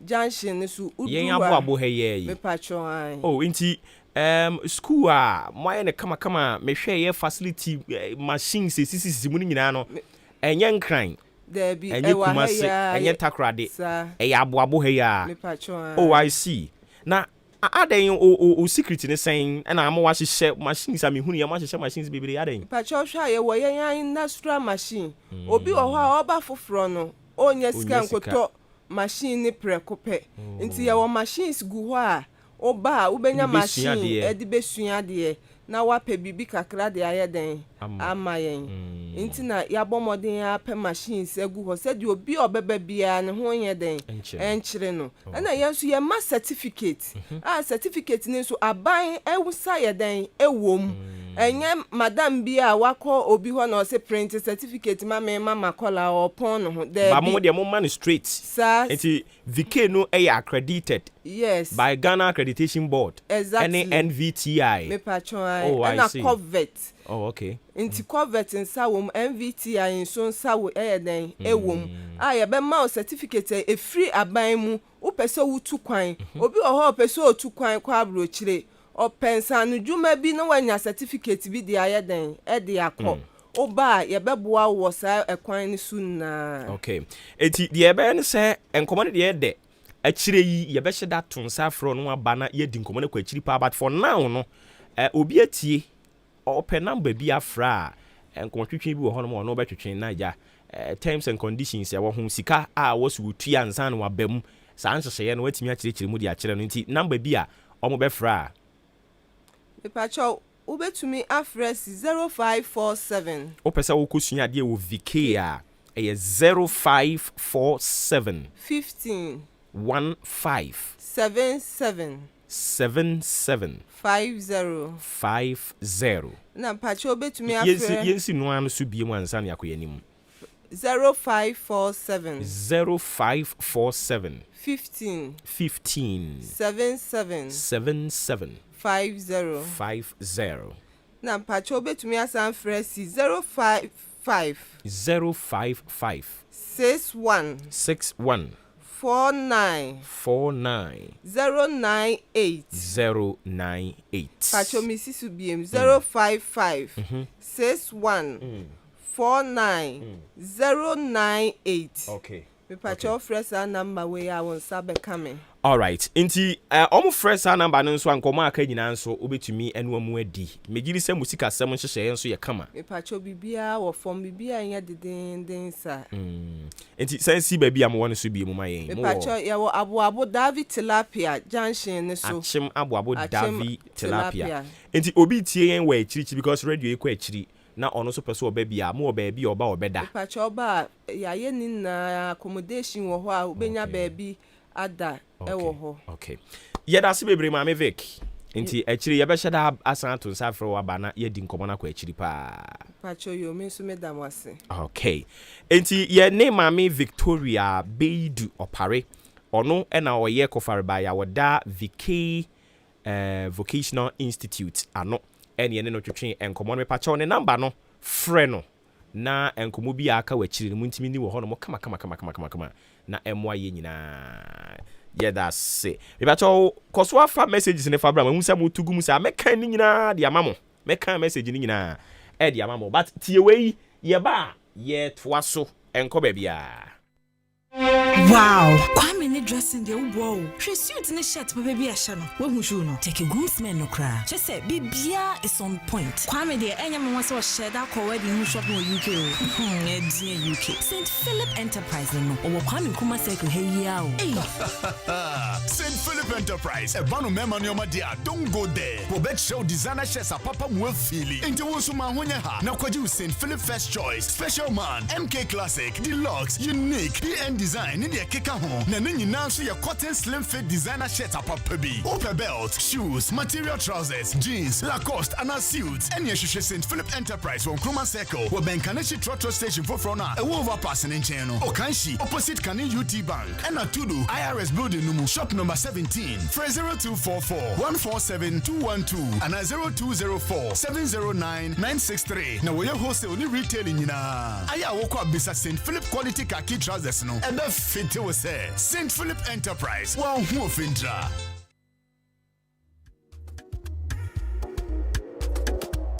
Malaria ya banana drew na bo tenate. Fix Herbal, the Fix Mala mixture. Wa boni pitu, wa boni bede. Na otu malaria se prekupe na aba. Se wuti yo wenu mato. Wa powder nsisi wiye. Akọ aspiti ana akọ ye test ma wo se enya malaria. Ma malaria nzi unye bio. For Fix Mala mixture na obama wa pomuzin prekupe. Kwa drugstore ana pharmacy shop na benya Fix Mala mixture ato. Na se pendudu etwa ko Fix Herbal wo adenta kantamanso. Ana frɛ 020-844-4442. 020-844-4442. Fix Mala mixture dri. Obi a wenyin san. Anorma bofraba enufu. Ana bofraba onzi mfidwe bien mfa. Fix Mala mixture. Enkratuyi FDA apenodo. Amanfo, mi chiechia na mi busa se wo per fridge, deep freezers ana ayonwa ehe na benya bie. ODI Electronics mo oyiwa na emu no so bi se per microwave, per blenders, per gas cooker ehe ana no so wonkro. ODI Electronics edem obi hia kettle, TV ana se rice cooker. Misro ehe ni wonko. ODI Electronics edem yopo afei so obi per washing machine ana bread toaster, any mobile phone ne ho akade nso a ehe ni obi Bie. ODI Electronics. Oyiwa asempetia. Se wo penwoma ebubo so bie nyina to. Ani bo da form. Nemu akwanya na twene kakakra. Na fa wa de a. Ye delivery e de ko ba bia. Eye ODI Electronics. Ebusu say tam. Enwoma papa bia wo pe. Say ye TV, rice cooker, washing machine, bread toaster, deep freezers, freezer, and say iron, fridge, microwave, and say bibi ti say kettle, and a gas cooker. Ni nyina. ODI Electronics. Ememwenya bi at a very affordable rate. Umo kakra. Emfa oni babiawo. Dio hiane say ube friend was 0550 900 600 0550 900 600 ODI Electronics. Babia uwo bia.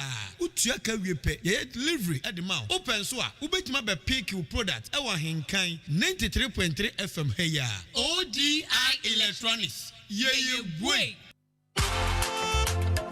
Hey, Jack, it's a bookshop or pass what town, and I won't catch him. Oh, Bloom's Bookshop and Trading Enterprise. Asemna Wuken. Say it test books, exercise books, pen, pencil, eraser, adie bia efa adesua hono. Would we reach them Bloom's Bookshop and Trading Enterprise on Sabekabi. You will book no any free crèche, ekopim tertiary institutions in Engina. Anything sorry offices. And now we be bookshop kese and I will pay books in the gumwa. Also call on one sa ebekabi kai. Nation so say ye turn in the doso pum sanso and I will pay back on sa ebetimiaka. Akim Odan Supermarket. Ye need GCB Bank no and ID and share the moon. Fraying was 0244 293632 and I say 0203 083031. Bloom's Bookshop and Trading Enterprise. Mark of excellence.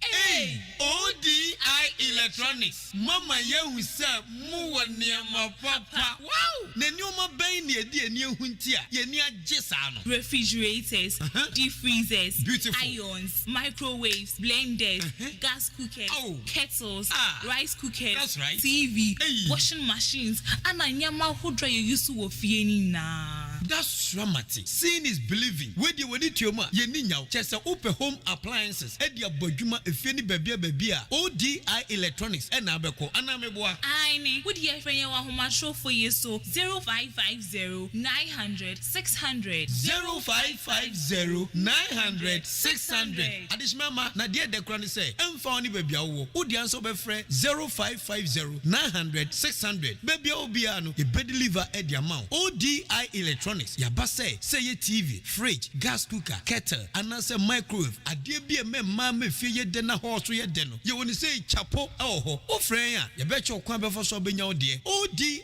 Electronics. Ye no ye delivery eko be bia. Ghana adisiye. Obuoba Ofori Amanfo emamo ache edeba AHENKAN933 FM. Okay, 7 minutes into 9 a.m. Still live on your family favorite radio station AHENKAN933.3 FM. What frame Obuoba Ofori Amanfo. Ushia me na frame the Commander General. Mejo so adrinkesi enso meje so ensroja. Na majo so say bakwa maka. Me pacho Haile Selassie edi ni message di aba no kire se wono so eye patriotic voices God so eno de afri aba no kire se NDC eye party a wo mo call how ni amane mu papa na wo hwe 11 faso e de be bre Ghana no a eno na ada no wo mo adaye so bone a wo mo dwene ho dwendwendwendwen a hwe ya na ama Ghana fo age NPP Atom 2024 and into was so sorry na omokuditi no hu dwuma eno mugusu a wo mu edie no enchia en confirm COP retired Kwesi Mensa lawyer Steven Ayensu okay lawyer Justin Kodia Frimpong and Steven Ayensu in team a incoming NPP national chair Haile Selassie dia ode buy no Crispo Eddie Free Fufu no ode buy no che say eh na NPP for cry ya dwene ho ayente ase odi benti e na 11 omaka ehumni aham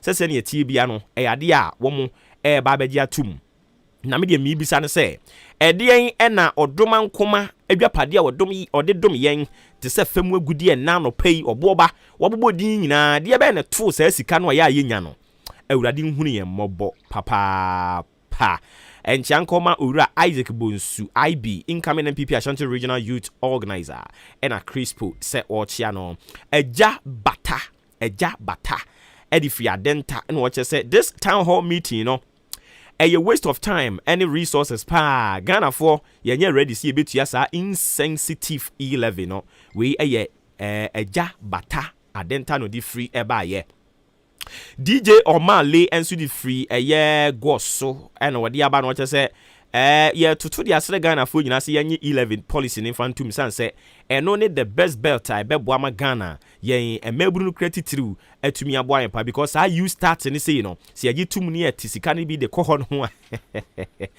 yeah dio ebebo ama o mine timi akona ni menchia nkoma incoming NPP youth organizer national youth organizer hope for or see a friend hope in pope hope in pope yate mami ke papa bi so de odi free sunyan eba ye Ɔse opposition NDC party nankasa deɛ wɔn asɔre deɛ tia e-levy wei no ɛnyɛ nwanwa sanse NHIS wɔn asɔre tia yɛ LEAP wɔn asɔre de tia yɛ NIE wɔn asɔre tia youth employment wɔn asɔre tia school feeding free maternal care free senior high school 1 district 1 factory NAPCO planting for food and jobs ɛde na ɛkeka ho bibiri wɔn asɔre de tia yɛ ɛda deep face wɔn nyɛ serious amanyɔkuo koraa ɛwɔ Ghana ha no ɔkono still ɛyɛ awurade ɛkɔnkyɛnkɔma Honorable Awoba Nahene, Honorable Akwesia Meautreme, Honorable Bafwewa, Nana H. Lab, and NPP Regional Executives, Doris Asamoah Yaboa, NPP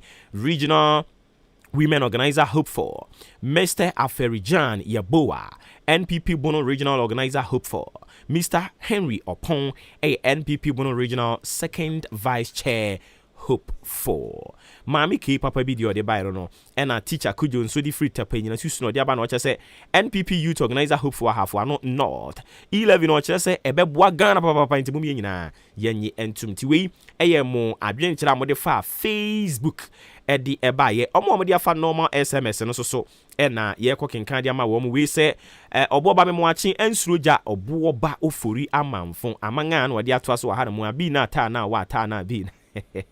Wa abotru wa tru ni nyina o se me dode awo ye ne papa te se de bia beti obi ayesua de ekoso na eye ne sama ye onyankopon obutu suro yi ene yesrese won hira wo emfa mayen ye fra me junior me tie wu e di free odan bangalo ena me de aba we say adwenkese onyankopon onhira wo papa ewe adwuma ene no kra de bia wo kan e de kire yen na mepewasem dodo magya no nkoso anere eya na wachia adwempa hene e de ama me ye frɛ me ye Boa Samuel KKB kokobin ena me di free e ba ye we nso say adwenkese awurade nkoso anhira wo ene no kra de bia wo kan de kire yen na 11 ni de me krampo me ye gains Medase for coming through with this one. We also say Ajala Eduasan yetai from me radio minister Coach Milo away sa pepe sa keke ena wode ba ye ena we say Onyankopon enhyira power boba na Ghana de empanifo no ne oman no akasa nye serious ye from me buadi me di free achem odan ena me de ba ye me pa chon so betimi e de wo de aba 0594 841044 0594 841044 wo de ba na yakenkan ne kama edi amawo ene ye kwayi e wasama kese ye kwayi wasama kese asemo weekend yankasa no ano aye ne hu bibia wo ho weekend kuro yi anso wochena ye ko na adwoa agi wa akode agili ye ko agili ne ba abedintoɔ ye kona eja yakonom ne kakra agili sisi wa hyehye nso kama megiri so oto ne ba ne din wiam betene nka nti agili kyerɛ nyame yadom a ye ba wa kyem aboabo ha ya na adwoa agi wa akɔde wa wo a bouncing baby boy akola no de woso kama ne ho so efe ai na wakoye be me bompa ese onhwe na saa 200 dwapade no wanya bi because be ma de odi saa de ne kwan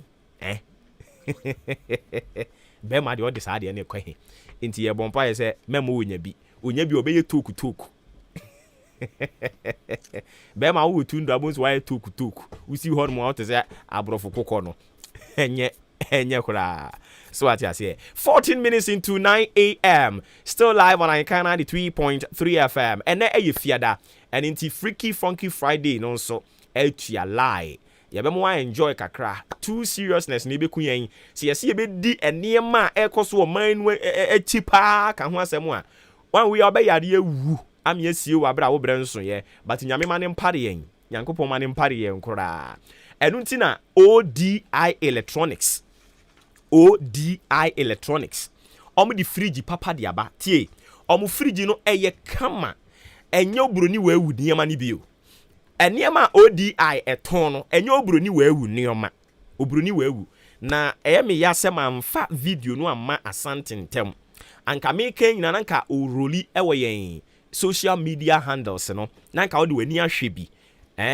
hausa ni ose kawo me gani na nka wanka sa wo de wani ayeden ahwe bunu ni ose menini but nyame ya dom a kire yi me di video ni be ma asante nti ye kan na nka wo roli na enkonko ye se yenya na ye pekasa na ye ka bia asa keke but wo de wani hwe bia no hu se ODI Electronics no enya agro ni ye ba bedie so what you say ye medi agro ye ni abre papa omo di fridge original fridge papa fridge ya enye matramakpe te se nya nkrofom ko fa coach milo ba yo me enye matramakpe akire yegu ye ho animu ase no fridge we ne de e original no bi na me use high sense papa ni bi e chilia mansuo ne ho kire no enti Ghana pressure ne ba bebre saa ubo wura wo high sense fridge ne mu ayi bi agbegu bo to ba bi din eye ODI Electronics ena obedi sa adwuma ne de ama wo enti utie me oyo oba obekwa aware eniema bi wo ho no mu a wobehia home appliances bebre wobehia mentena mo bi meka nkyerɛ sɛ wobehia nsa enti na ODI say ensuo to nanso still FM wedding ɔde nhyehyɛ ahodo bebre no ade aba sandan ho policy no yasan de aba o ye de aba sandan ho policy ni nyina ase kyerɛ ne sɛ ebia na wo pe fridge kese pa ni bi usika mprempren enso yes still I was say wonya fridge na unum mu eni ti bra betue sika no kakra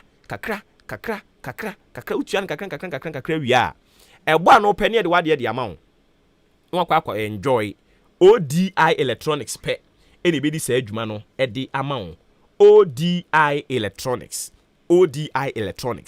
enti upe TV no pe type ben me de ne so enti se me badwuma no behunu we ya na me kete aso obi a wanu mu wi no ohunu omo bo wi ni sa na so omo hunu ni passe no man kete enti eye kese pa ne na wo pe ana wo pe ketwa yi bi obi a ne na ho ode betumi enti de wa ho ode betumi ne bra be fa ODI Electronics or the TV type ni nyina bi di aba fridge nso de type ni nyina bi di aba brand bi a wunim bia from Hisense Media hwan owoni nyina ebi deep freezer nso so owobi gas cooker ye wobi wo ho blender ye wobi ye ba ne kettle nso de ane udi agro de be bro washing machine enso be bree ewo ODI Electronics ye the paint kura kan ho ye ton paint nyina ewo ODI Electronics enti person obe paint wo fie no a eno nso so ba obeje betua ne kakra wani be ba ho so no wanya paint ne kama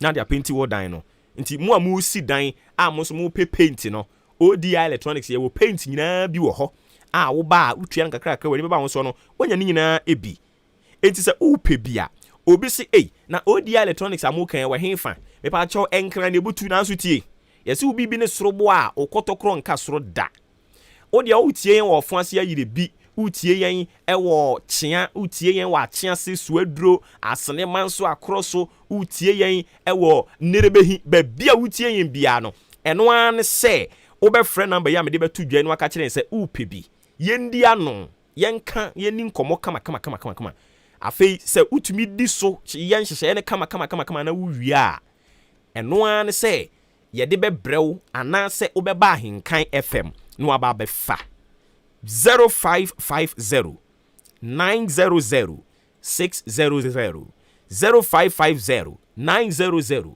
600 kasatenten entoponko na mekasa ma ade akyea wafa ho adwen no fa saa number no na eni nkomo kama ODI Electronics obeboa wo amwanya wo home appliances na enu achi no Bloom's Bookshop and Trading Enterprise. Some can tell what we team no pay say a books and a open kwa dia. And one Bloom's Bookshop and Trading Enterprise. A free exercise books, a copium test books no dear ben a open. Publisher ben a winnimu no and a open the book. Brian Ho.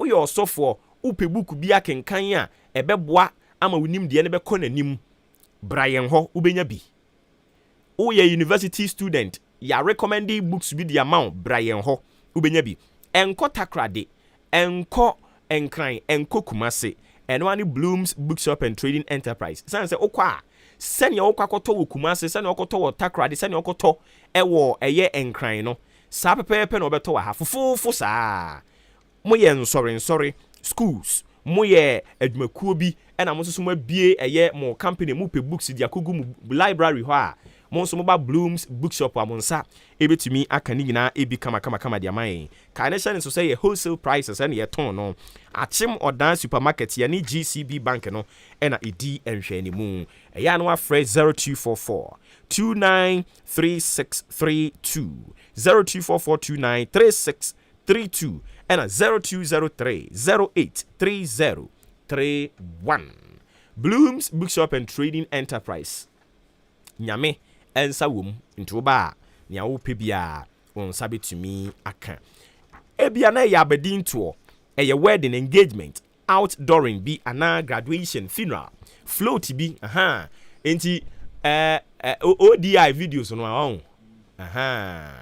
ODI videos no think I will clear we ni free hɔ anka o ma hwɛ ni yi anasa na bɛyɛ enti mo ama join awurade niam ni gu shop yi mu sei mo ma join ye wɔ YouTube ɛne ɛyɛ Facebook no ahenkan 93.3 FM yɛ ɔmo hwɛ GTV awurade niam gu shop yi mu what enti mo hwɛ kakra mo hwɛ kakra kente nyina nso tua lie kente tua lie jebre prince na wo ho no we stubborn pa enti mo we kakra ODI electronics my mini business nani abri ankasa ODI electronics je de enti kwado manen nkoso wan roli kakra no mo e wo Facebook ne YouTube no mfili bia mo mfili kakra na ahenkan sounds se men kan kire se dwumadie bia wo bedie no wo behia ahenkan sounds Fre 0543 35 0934 0543 35 0934 ofra ne yeni nkomo we kire ho no mo fix herbal akofa fix mala mixture ediaba malaria duro entontom aba nansan ye stubborn na yenso so ye be kire mo se yenso ye stubborn pa entontom aba nansan wo mo aso odin enti say malaria obuo no mo a kakra bi a ne ti ne hwene ne kon yade nketenkete hyehyɛ ne ho no fon udi agora ubewu ama wo ho bedwiriw tie brabeje fix mala mixture ni bi juma edie ne sɛ mentena hɔ krampo nka sɛ mepɛ me yare ansa na makɔ no maduro no da bi mentwɛn yare ansa onsaka fix mala mixture no a ebeku de atia nkuraye ebeku atia wo yadwuma kakra bia no abrɛ as honam ye ya hu tutu ne saa ne manema ne nyina ba bia befa nansen adura obia kanfo ene fix mala mixture eye aduru papa emema de no so eboa ma eyiyi sisie ni mu nkanchema bia toatoa ma untumi mu adwuma ma hontɔ no abrante eno a ene fix man capsules eno beboa pa na ye the Arabella ointment no so apii wo so fo ani kire mu ewo akyem odan main lorry station ho no mo ubehunu eye both chemicals ewo ho na onso akwakoje wo de kama ben baby eton kokɔ no fresh 0205 885000 0205 885000 ana mo ben ochiniba drugstore mo ko ha mo nsa beka bi amoafo pharmacy War Green Pharmacy Chumesi Drug Store Kennedy Drug Store onsa ebeka ni nyina bi ewo ho no mo a fix herbal obefre wo mo 0208 444442 0208 444442 and a 0302 902071 fix herbal womo e number no hey edin Ampabis Construction Company Limited. Ampabis Construction Company Limited. Or see a quality plumbing materials. Modern showroom ya fix it with jacuzzi, corner bar, shower cubicle, instant water heater, WC no type of ben awope. Oba yen hodo mo sabi to me akabi. Modern kitchen sinks and PVC pipes no size bi ya sabi kebi. Pumping machines, filters, any rubbers, into si dan and a niema mabudi nyina u pebia.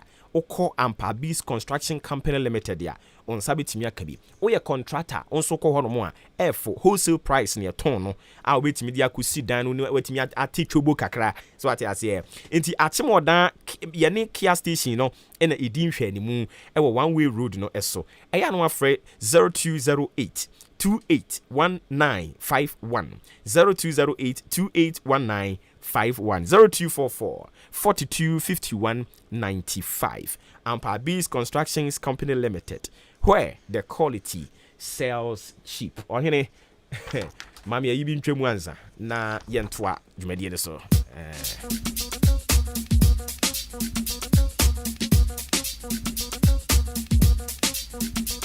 Mr. Chicky, where your boy, yay, Chicky, where your boy, yay, Mr. Chicky, where your boy, yay, Chicky, where your boy.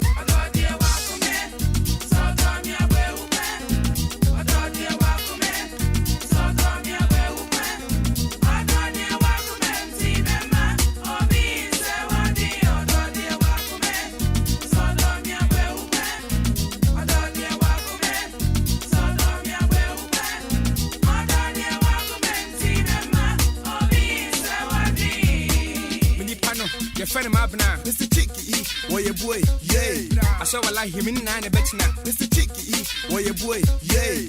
Be shouted to a club, or a Mr. Chicky, where your boy, you used to say what kind of boy they want to sit that too. Mr. Chicky, where your boy, yay. If it's time about what you need, I am too. Mr. Chicky, where your boy, yay. What's it, hello, darling?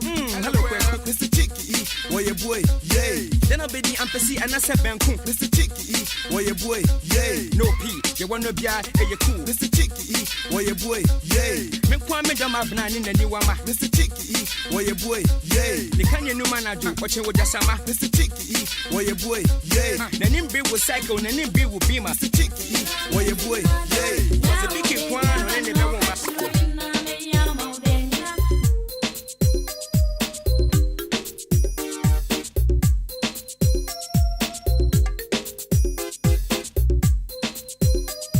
Welcome to Friday. Okay, 27 minutes into 9 a.m. Na yantwa so emfa ema o mache any dwumadie no edin. Me pache o pe entoma kente ntoma wa ho. O pe kente papa. Kente no nsi yomu ahuru bibre. Ye original ho ne o fake wo ho.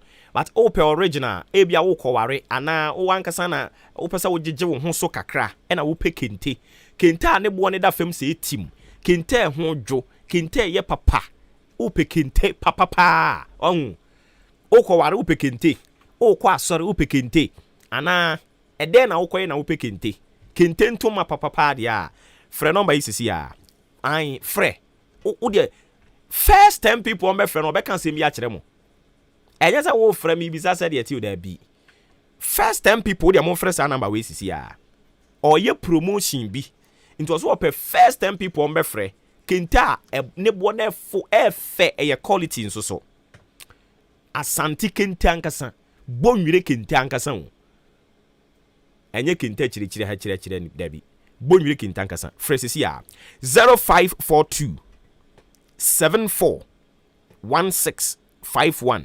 0542 741651 fresa no ba ni sisi a ofra wo se mi pekente ni bi me be ware me be say fresa 0542 741651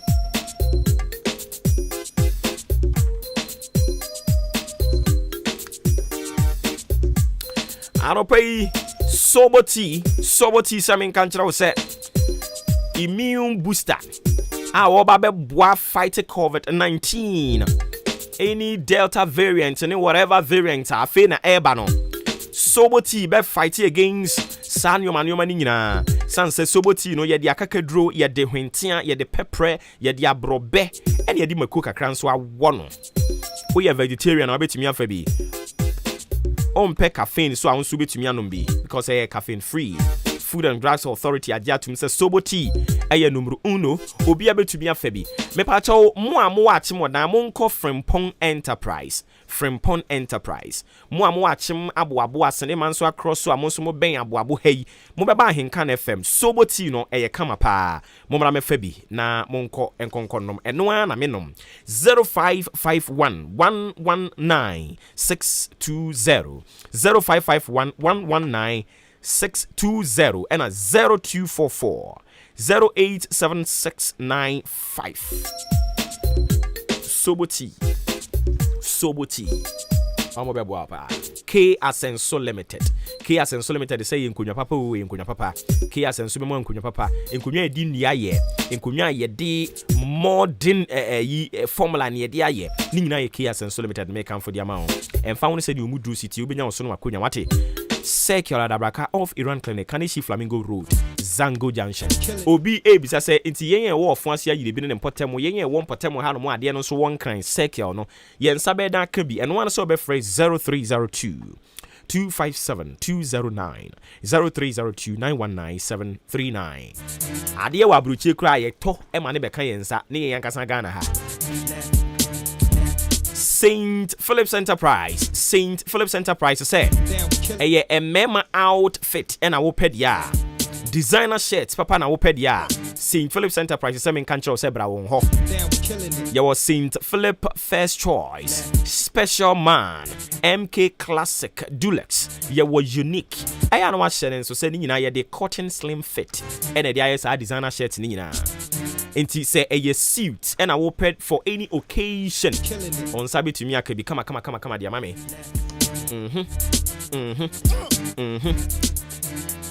Jeans no yawo knickers and yawo trousers. Nina a St. Philip's Enterprise and I may come for Eddie Amao. Lacoste they said they share me kama pa. Nina is St. Philip's Enterprise. Belt, shoes. Me say belt no main time more belt. Inti say me pe belt and me pe de kama pa. Leather belt, quality one no. St. Philip's wa ma me ba ko. And one amebo. Shoes, mpaboa kama, material trousers, khaki trousers. Ni nyina St. Philip's Enterprise. Me ba cho Kwame Nkrumah Circle. New Kaneshi Trotro Station no ye ben no ewo overpass or kanshin so ye ne Kane UT Bank no ene din hwe animu to the IRS building shop number 17 obehunu St. Philip's Enterprise ewo ho ya no friend was 0244 147212 0244 147212 0204 hey I don't know 0204 709963 0204 709963 Obe fresh number na etumi aboa pa o fry na waka kire say wote wa Ahenkan FM o 20% discount afedie ejeba bedru nyame yadom on the 5th of February 2022 ayade a enwanyen adesua se ne yenye enwa kwan abefa so benye enwa adesua yes ye de brem no afi na brewa yi poma kwan mu a ebre no aso nti se utie me na wabefa forms ni bi wabe top forms ni bi a me pacho February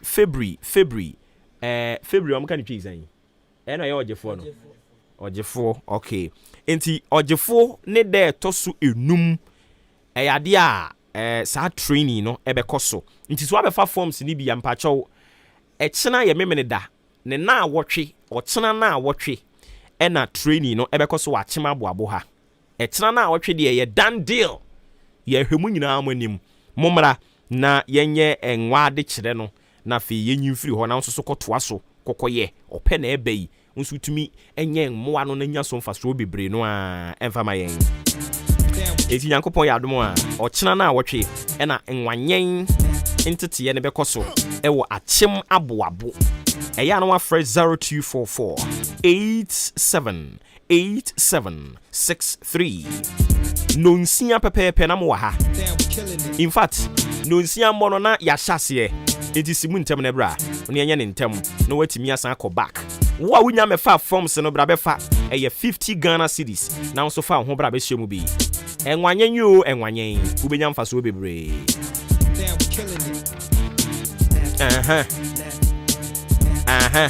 Not to see ye sane no ye sane no ye si fem no that's right ene ye fiada enti ye be sane ye be si fem yako enko emfama a very very very very very very good friend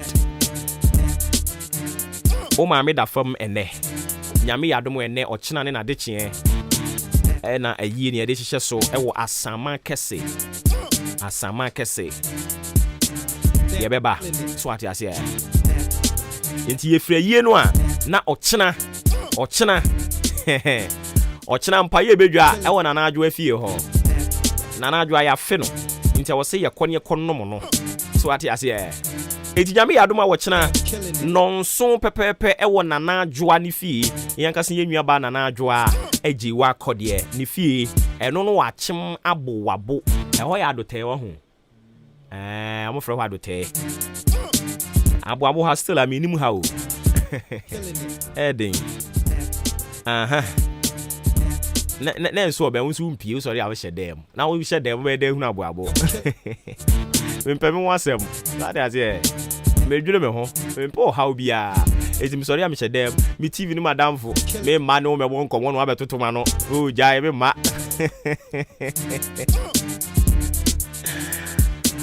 What is that? Oh, bon, come on, I know about say, sebi, Jimmy, no abete. We in some to one and kuman. Oh, so them watch all them. For TV, Adam for some me. For mobile phone, Adam for. Me aswa when you come out from Mwada. Tia. I didn't about me ba half fini, but still a minimum wabo. Ababu baby a minimum, a midi free me fee by my jumum. Almost a damn waha. And so you could see and can be at damn no crowd. Hey, me dream home, me poor how say ye, and I was saying, me sorry I'm in P. Debut, Mimpi, Messer Dam, Namajame home. So what you say, ye poor how, me casa, the menya sem, me dream home. Obuoba me dream home. It is Friday, live on your favorite family radio station, AHENKAN933.3 FM. What from your Obuoba Ofori Amanfo and Suruja Bakwamaka. Amanga, was the Adrian Medrin. Abi nata nawa, atana bi nawa. I'm say Abranti, the one just say, they be a serious. Who need power and Chiano, a din or baby. And I can marry. Okay. I don't see a mama could be care. Did you any kakra? So what you say? Or did you any kakra? You are not fair. I want to swap a movie. Now you DSC and then you fear that. Obi through. Now I didn't know of it. See a man a crying you. Yeah, man a crying for us. There be a day fear that. I was see a man oh my AG and Nika and son or my bum. And for the next 10 minutes, me and you Nika crack could be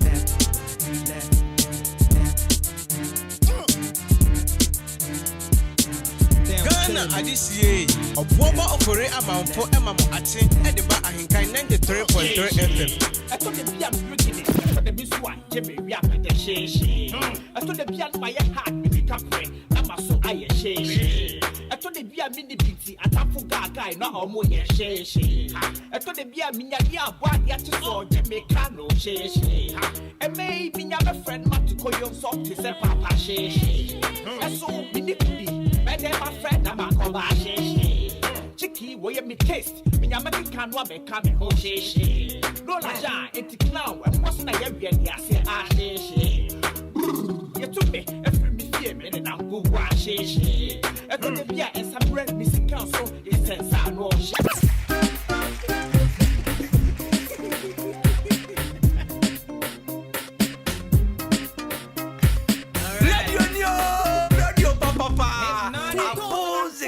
thank you.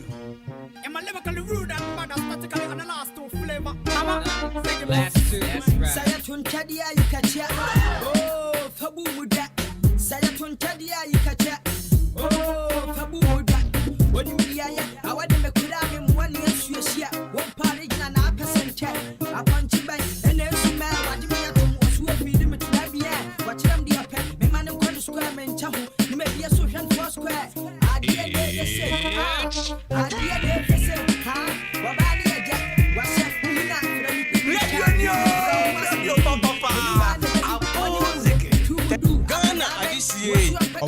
Ofori Amanfo Emamo Ate Ediba Ahinkai 93.3 FM.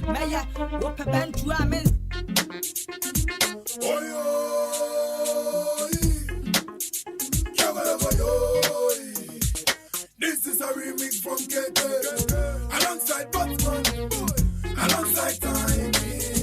Are you ready? This is a remix from KK. Okay, Yantwa so Emfa Emma 40 minutes past 9. A very good morning and also speedy recovery going on to you, Abigail. Said Yana AJ Kanono. Abigail.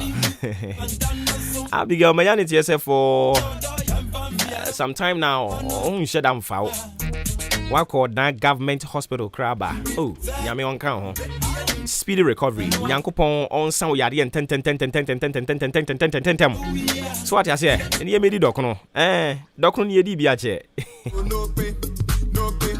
Oh, gaga. Go. Yedi doconache. I was so bantem. Now you made the docono. So what I say? I don't know. Abigail, speedy recovery gone out to you. May the good Lord heal you in a fast track way. Age said, always show speedy recovery. Age saying to win so waka. I know that why I say cancer. And see, Yansaka timetable for 2022 NPP internal elections. I would want to believe, sir, this one day confirmed because me trusted producer and what this Sunday me. Adwempa hini ene de aba. Enti adwempa hini afa ne nsema fa hade na che se legal. Enti ma me fa wona ntimu kakra.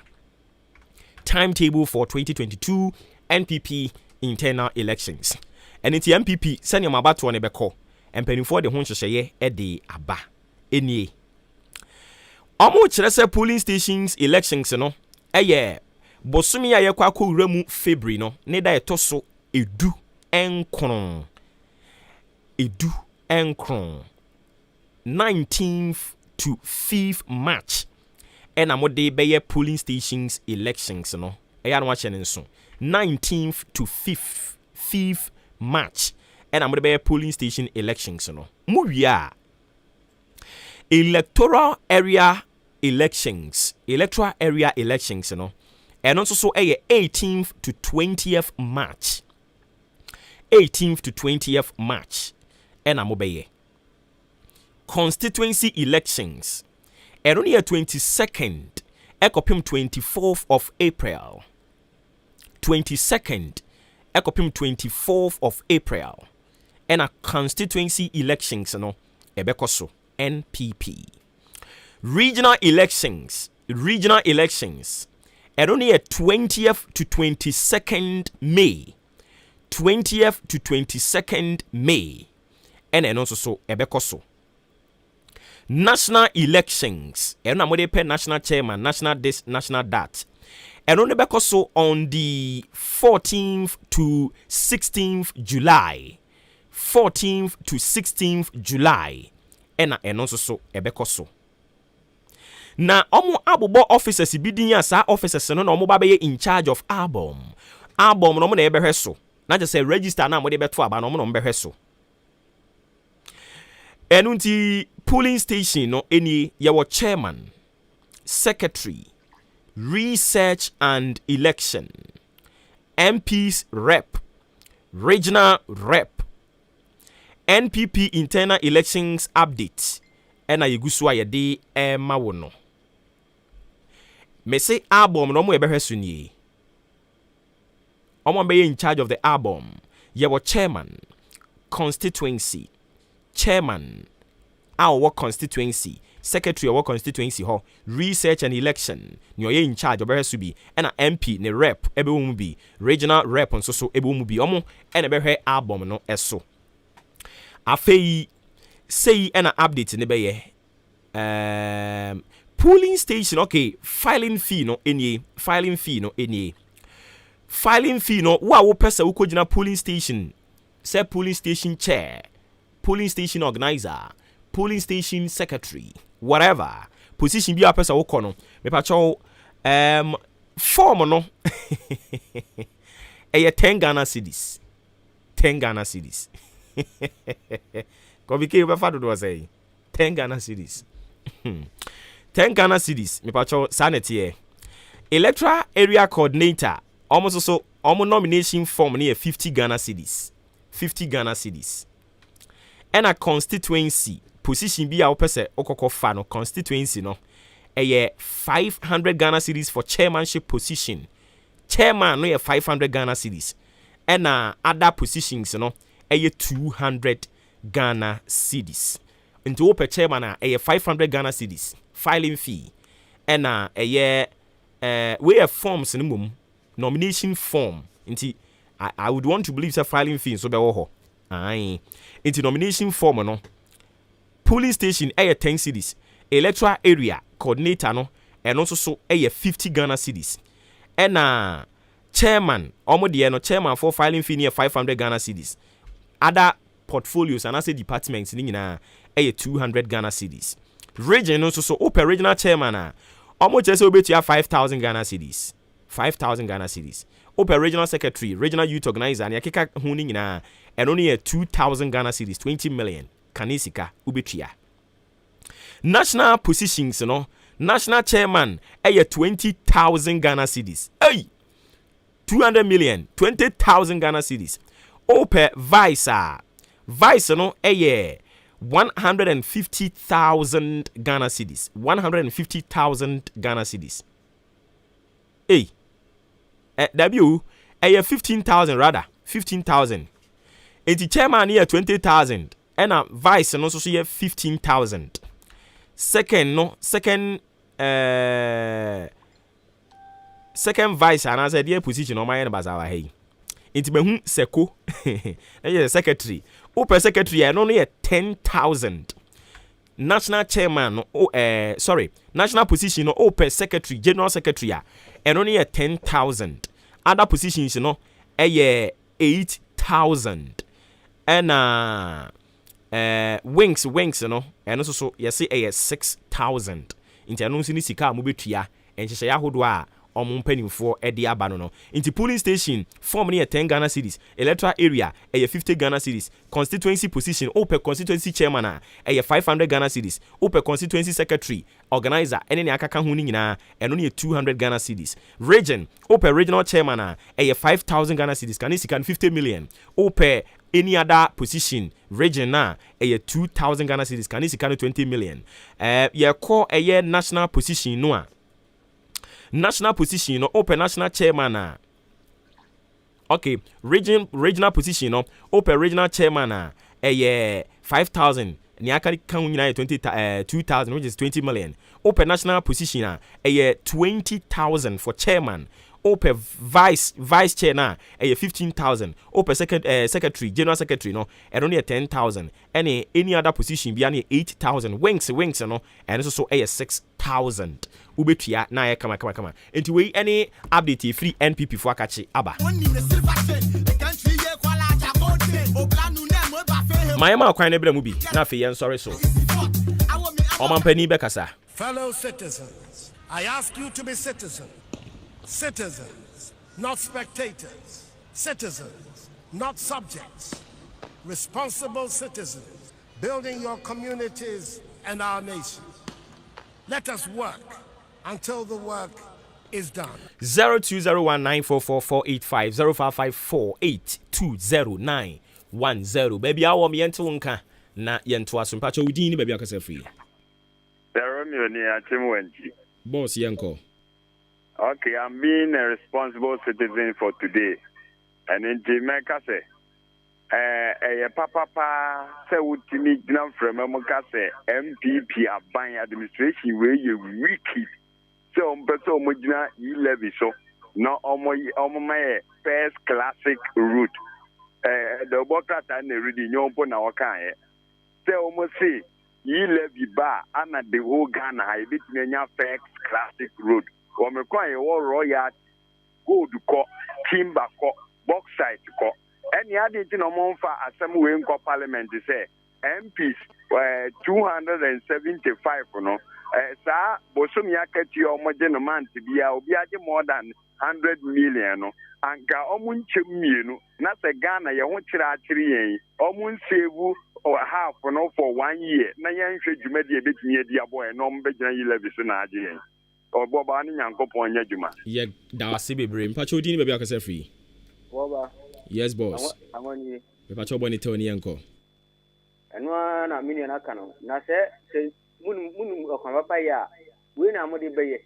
se so Ghana ayewo mo ti fasa so siri bi enye kwan na we na mo de be bukata bi mbe bukata mo di be kwan ben o mi ani o yate ye da simpacho di ni bebia kasa free jada se be kasa free Roma dan Roma jada so wada Roma yiti o oboba yamienim no kwani enda me ho adwumi ni ta me kasa me ho adwumi se sie sa MPP o mo form sia o mo ton hwe prices e aso it is a nipa no control forms no me am na adum onya position na o hwa den e be koso o man enti ye politicians na nkasa particular no yamienim no kwani e se e hwe ne ye ka o mo ho asampa because o man o se o man no Madam Asmuni ami mana mudi awura wan hwe akwa na yenka yeda se bebre yeda se e ba chon su betumi abamu bi na fe ya ye ne asore so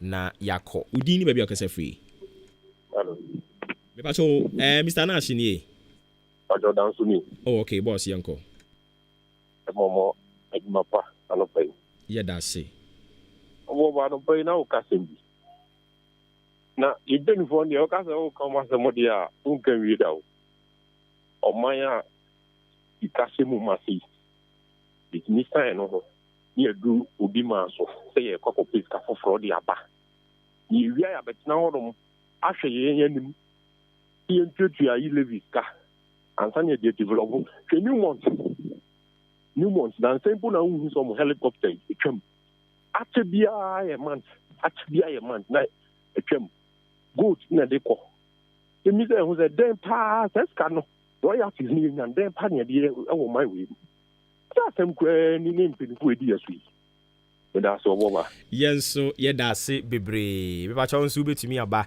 na o de wadwen kire no aba beboa ma o my Ghana akọ nanim me ba cha odin ni ba bi akasa free nana mo ni akọ abrebe ni kasa free asen boss yenti o bro yes sir yes na iwo no ifri ba ko ansani akomi ni da ile vikun ebi kasetia ya ankasa yo ni se wi ase ayewo no ye de to na sabi etuetua ni o ma bi to na ye je to na ye de etuetua ni o ma bi to yi na ebi mpne ebi nso pre no enti aban ni botugu a ebe ye de Ghana ha ewom se ye okoko ye gold ye oboxai dudu na nyina tua eto nanso bibi keten kakra ne ye de so bibi so ma ne ye kese enti media mesre Ghana man nyina se ye njentum ne ye fanya juma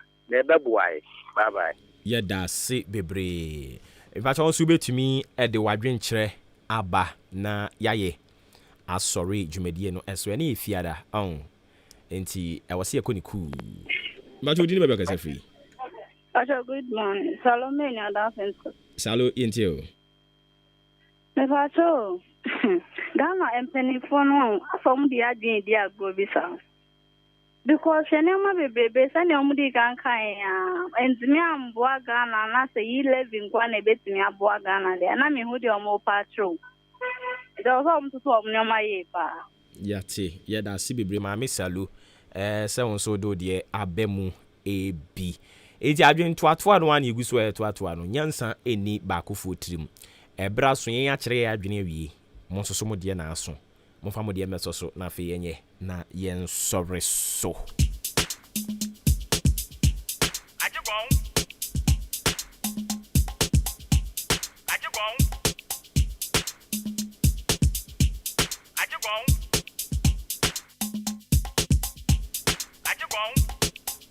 me pa cho di be ka se free Obuoba Ofori Amanfo boss yenti o na media the problem young says SK ya yabagigi ya gigi near ya be yadwuma pa e wo Ghana ha eno ne question kese abi busa because ska bebre wo a e fank of phone sama yehu baby ko efa inti we ya gigi ni collect you be betray be fine obi betray be fine now for ya gigi boanu wi a e ko yadwuma ana e ko obi sai inti Obuoba wakasem guso aje wadwen kire obi a kire na dwen afa obi no a owoku oman mu a ese otua to yina ye betua na se musale se ye twa wi a ebebe ye dwuma ma ye nya so fa so me da se yenso ye da se bebre okay yent mi for fref obi abiem mo a mo frem mo fa nche yen nyame yadomo a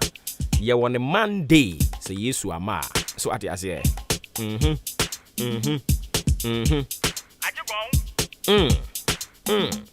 Blaster no. Hey. Milo. Coach Milo. Atonsuom Milo no. Atonsuom yabefa na ya papa ho nanso we die ya papa ho enye ye Milo. Atonsuom Milo.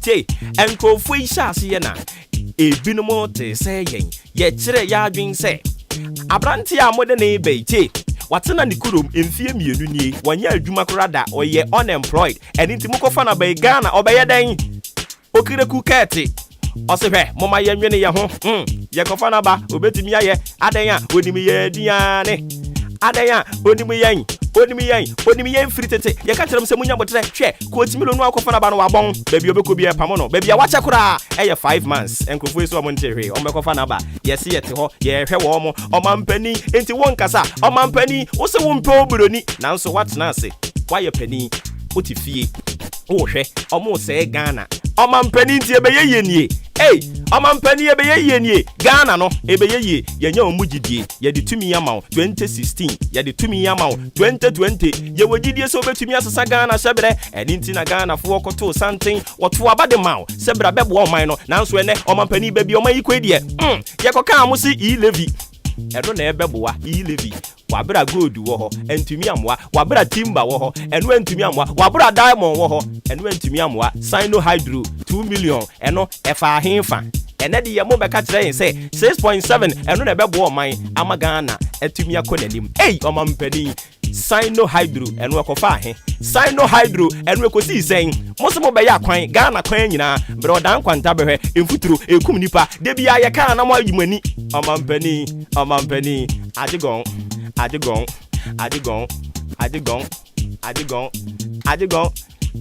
nanso vemo wo ho ajigon nanso gidie wo ho ajigon sansa henkan yebeka ajigon nanso nyame wo ho yemfase dan confirm odi ankan kwame yeboa being the executive producer for this very show adwempa yini Kofi Mensah your lead producer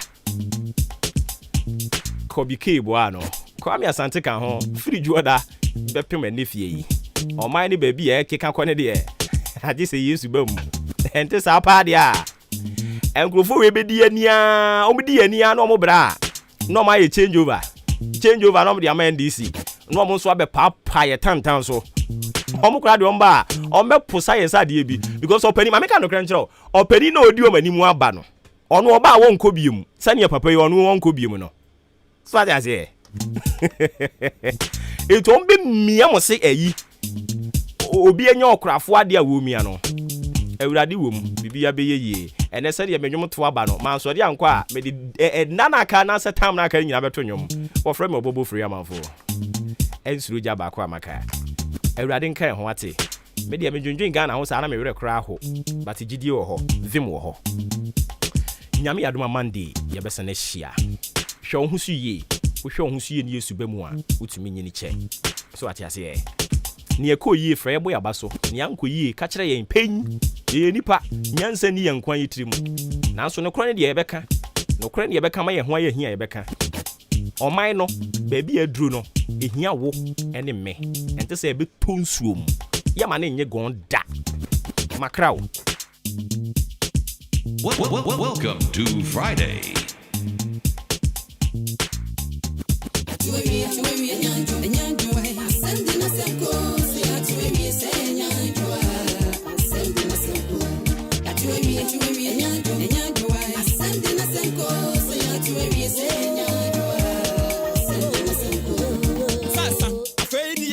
so obi anfa the Bible ye be kenkan Matthew 14:14 wa say me hwe na hwe hey nyame hunu edwuma bi aye nkrofobika aye ye gak aje bon edwuma wura no mpin ya politics when you sika bebre de ya campaign so no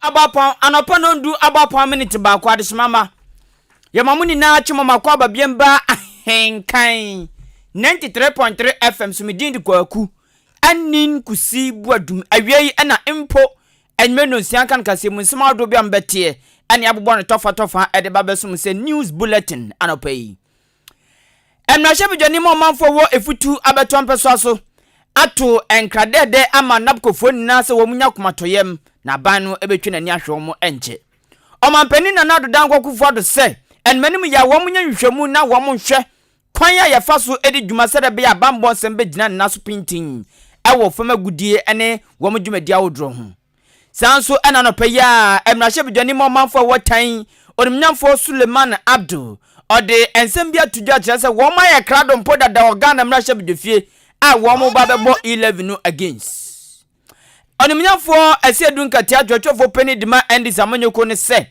endo that town hall meeting across no wadi abano ya papa ezansen semom ko kan ni nada no eyemfuturu enem ko tugu Ghana fuani onimnyafo keti hamon so aka ni pen enye pen fa se sika ya se no ni sika ya se no Ghana Black Stars no coach fo any technical team ni hwe na wo mu entwa so emrahye bidwani mo manfo wo achimso duro onimnyafo Kennedy osanyakun ede atudwa se omman yi sika botin ade be ya kwan wodro no ebi ni ho sanso ena yabeva akotie omanfo bi aiwo Akim State University SS ni mom empotemon wo mu tiempa se wo mu ewa hunyehia mu tie beko akotie omano dinsem eno so obeti omonde we ena afoforo bi ena ade babeso se awia ena mpo anwume nonsia akan kase ti bomodin a ne koso tie radio yi eha ena mdi si medin di kwaku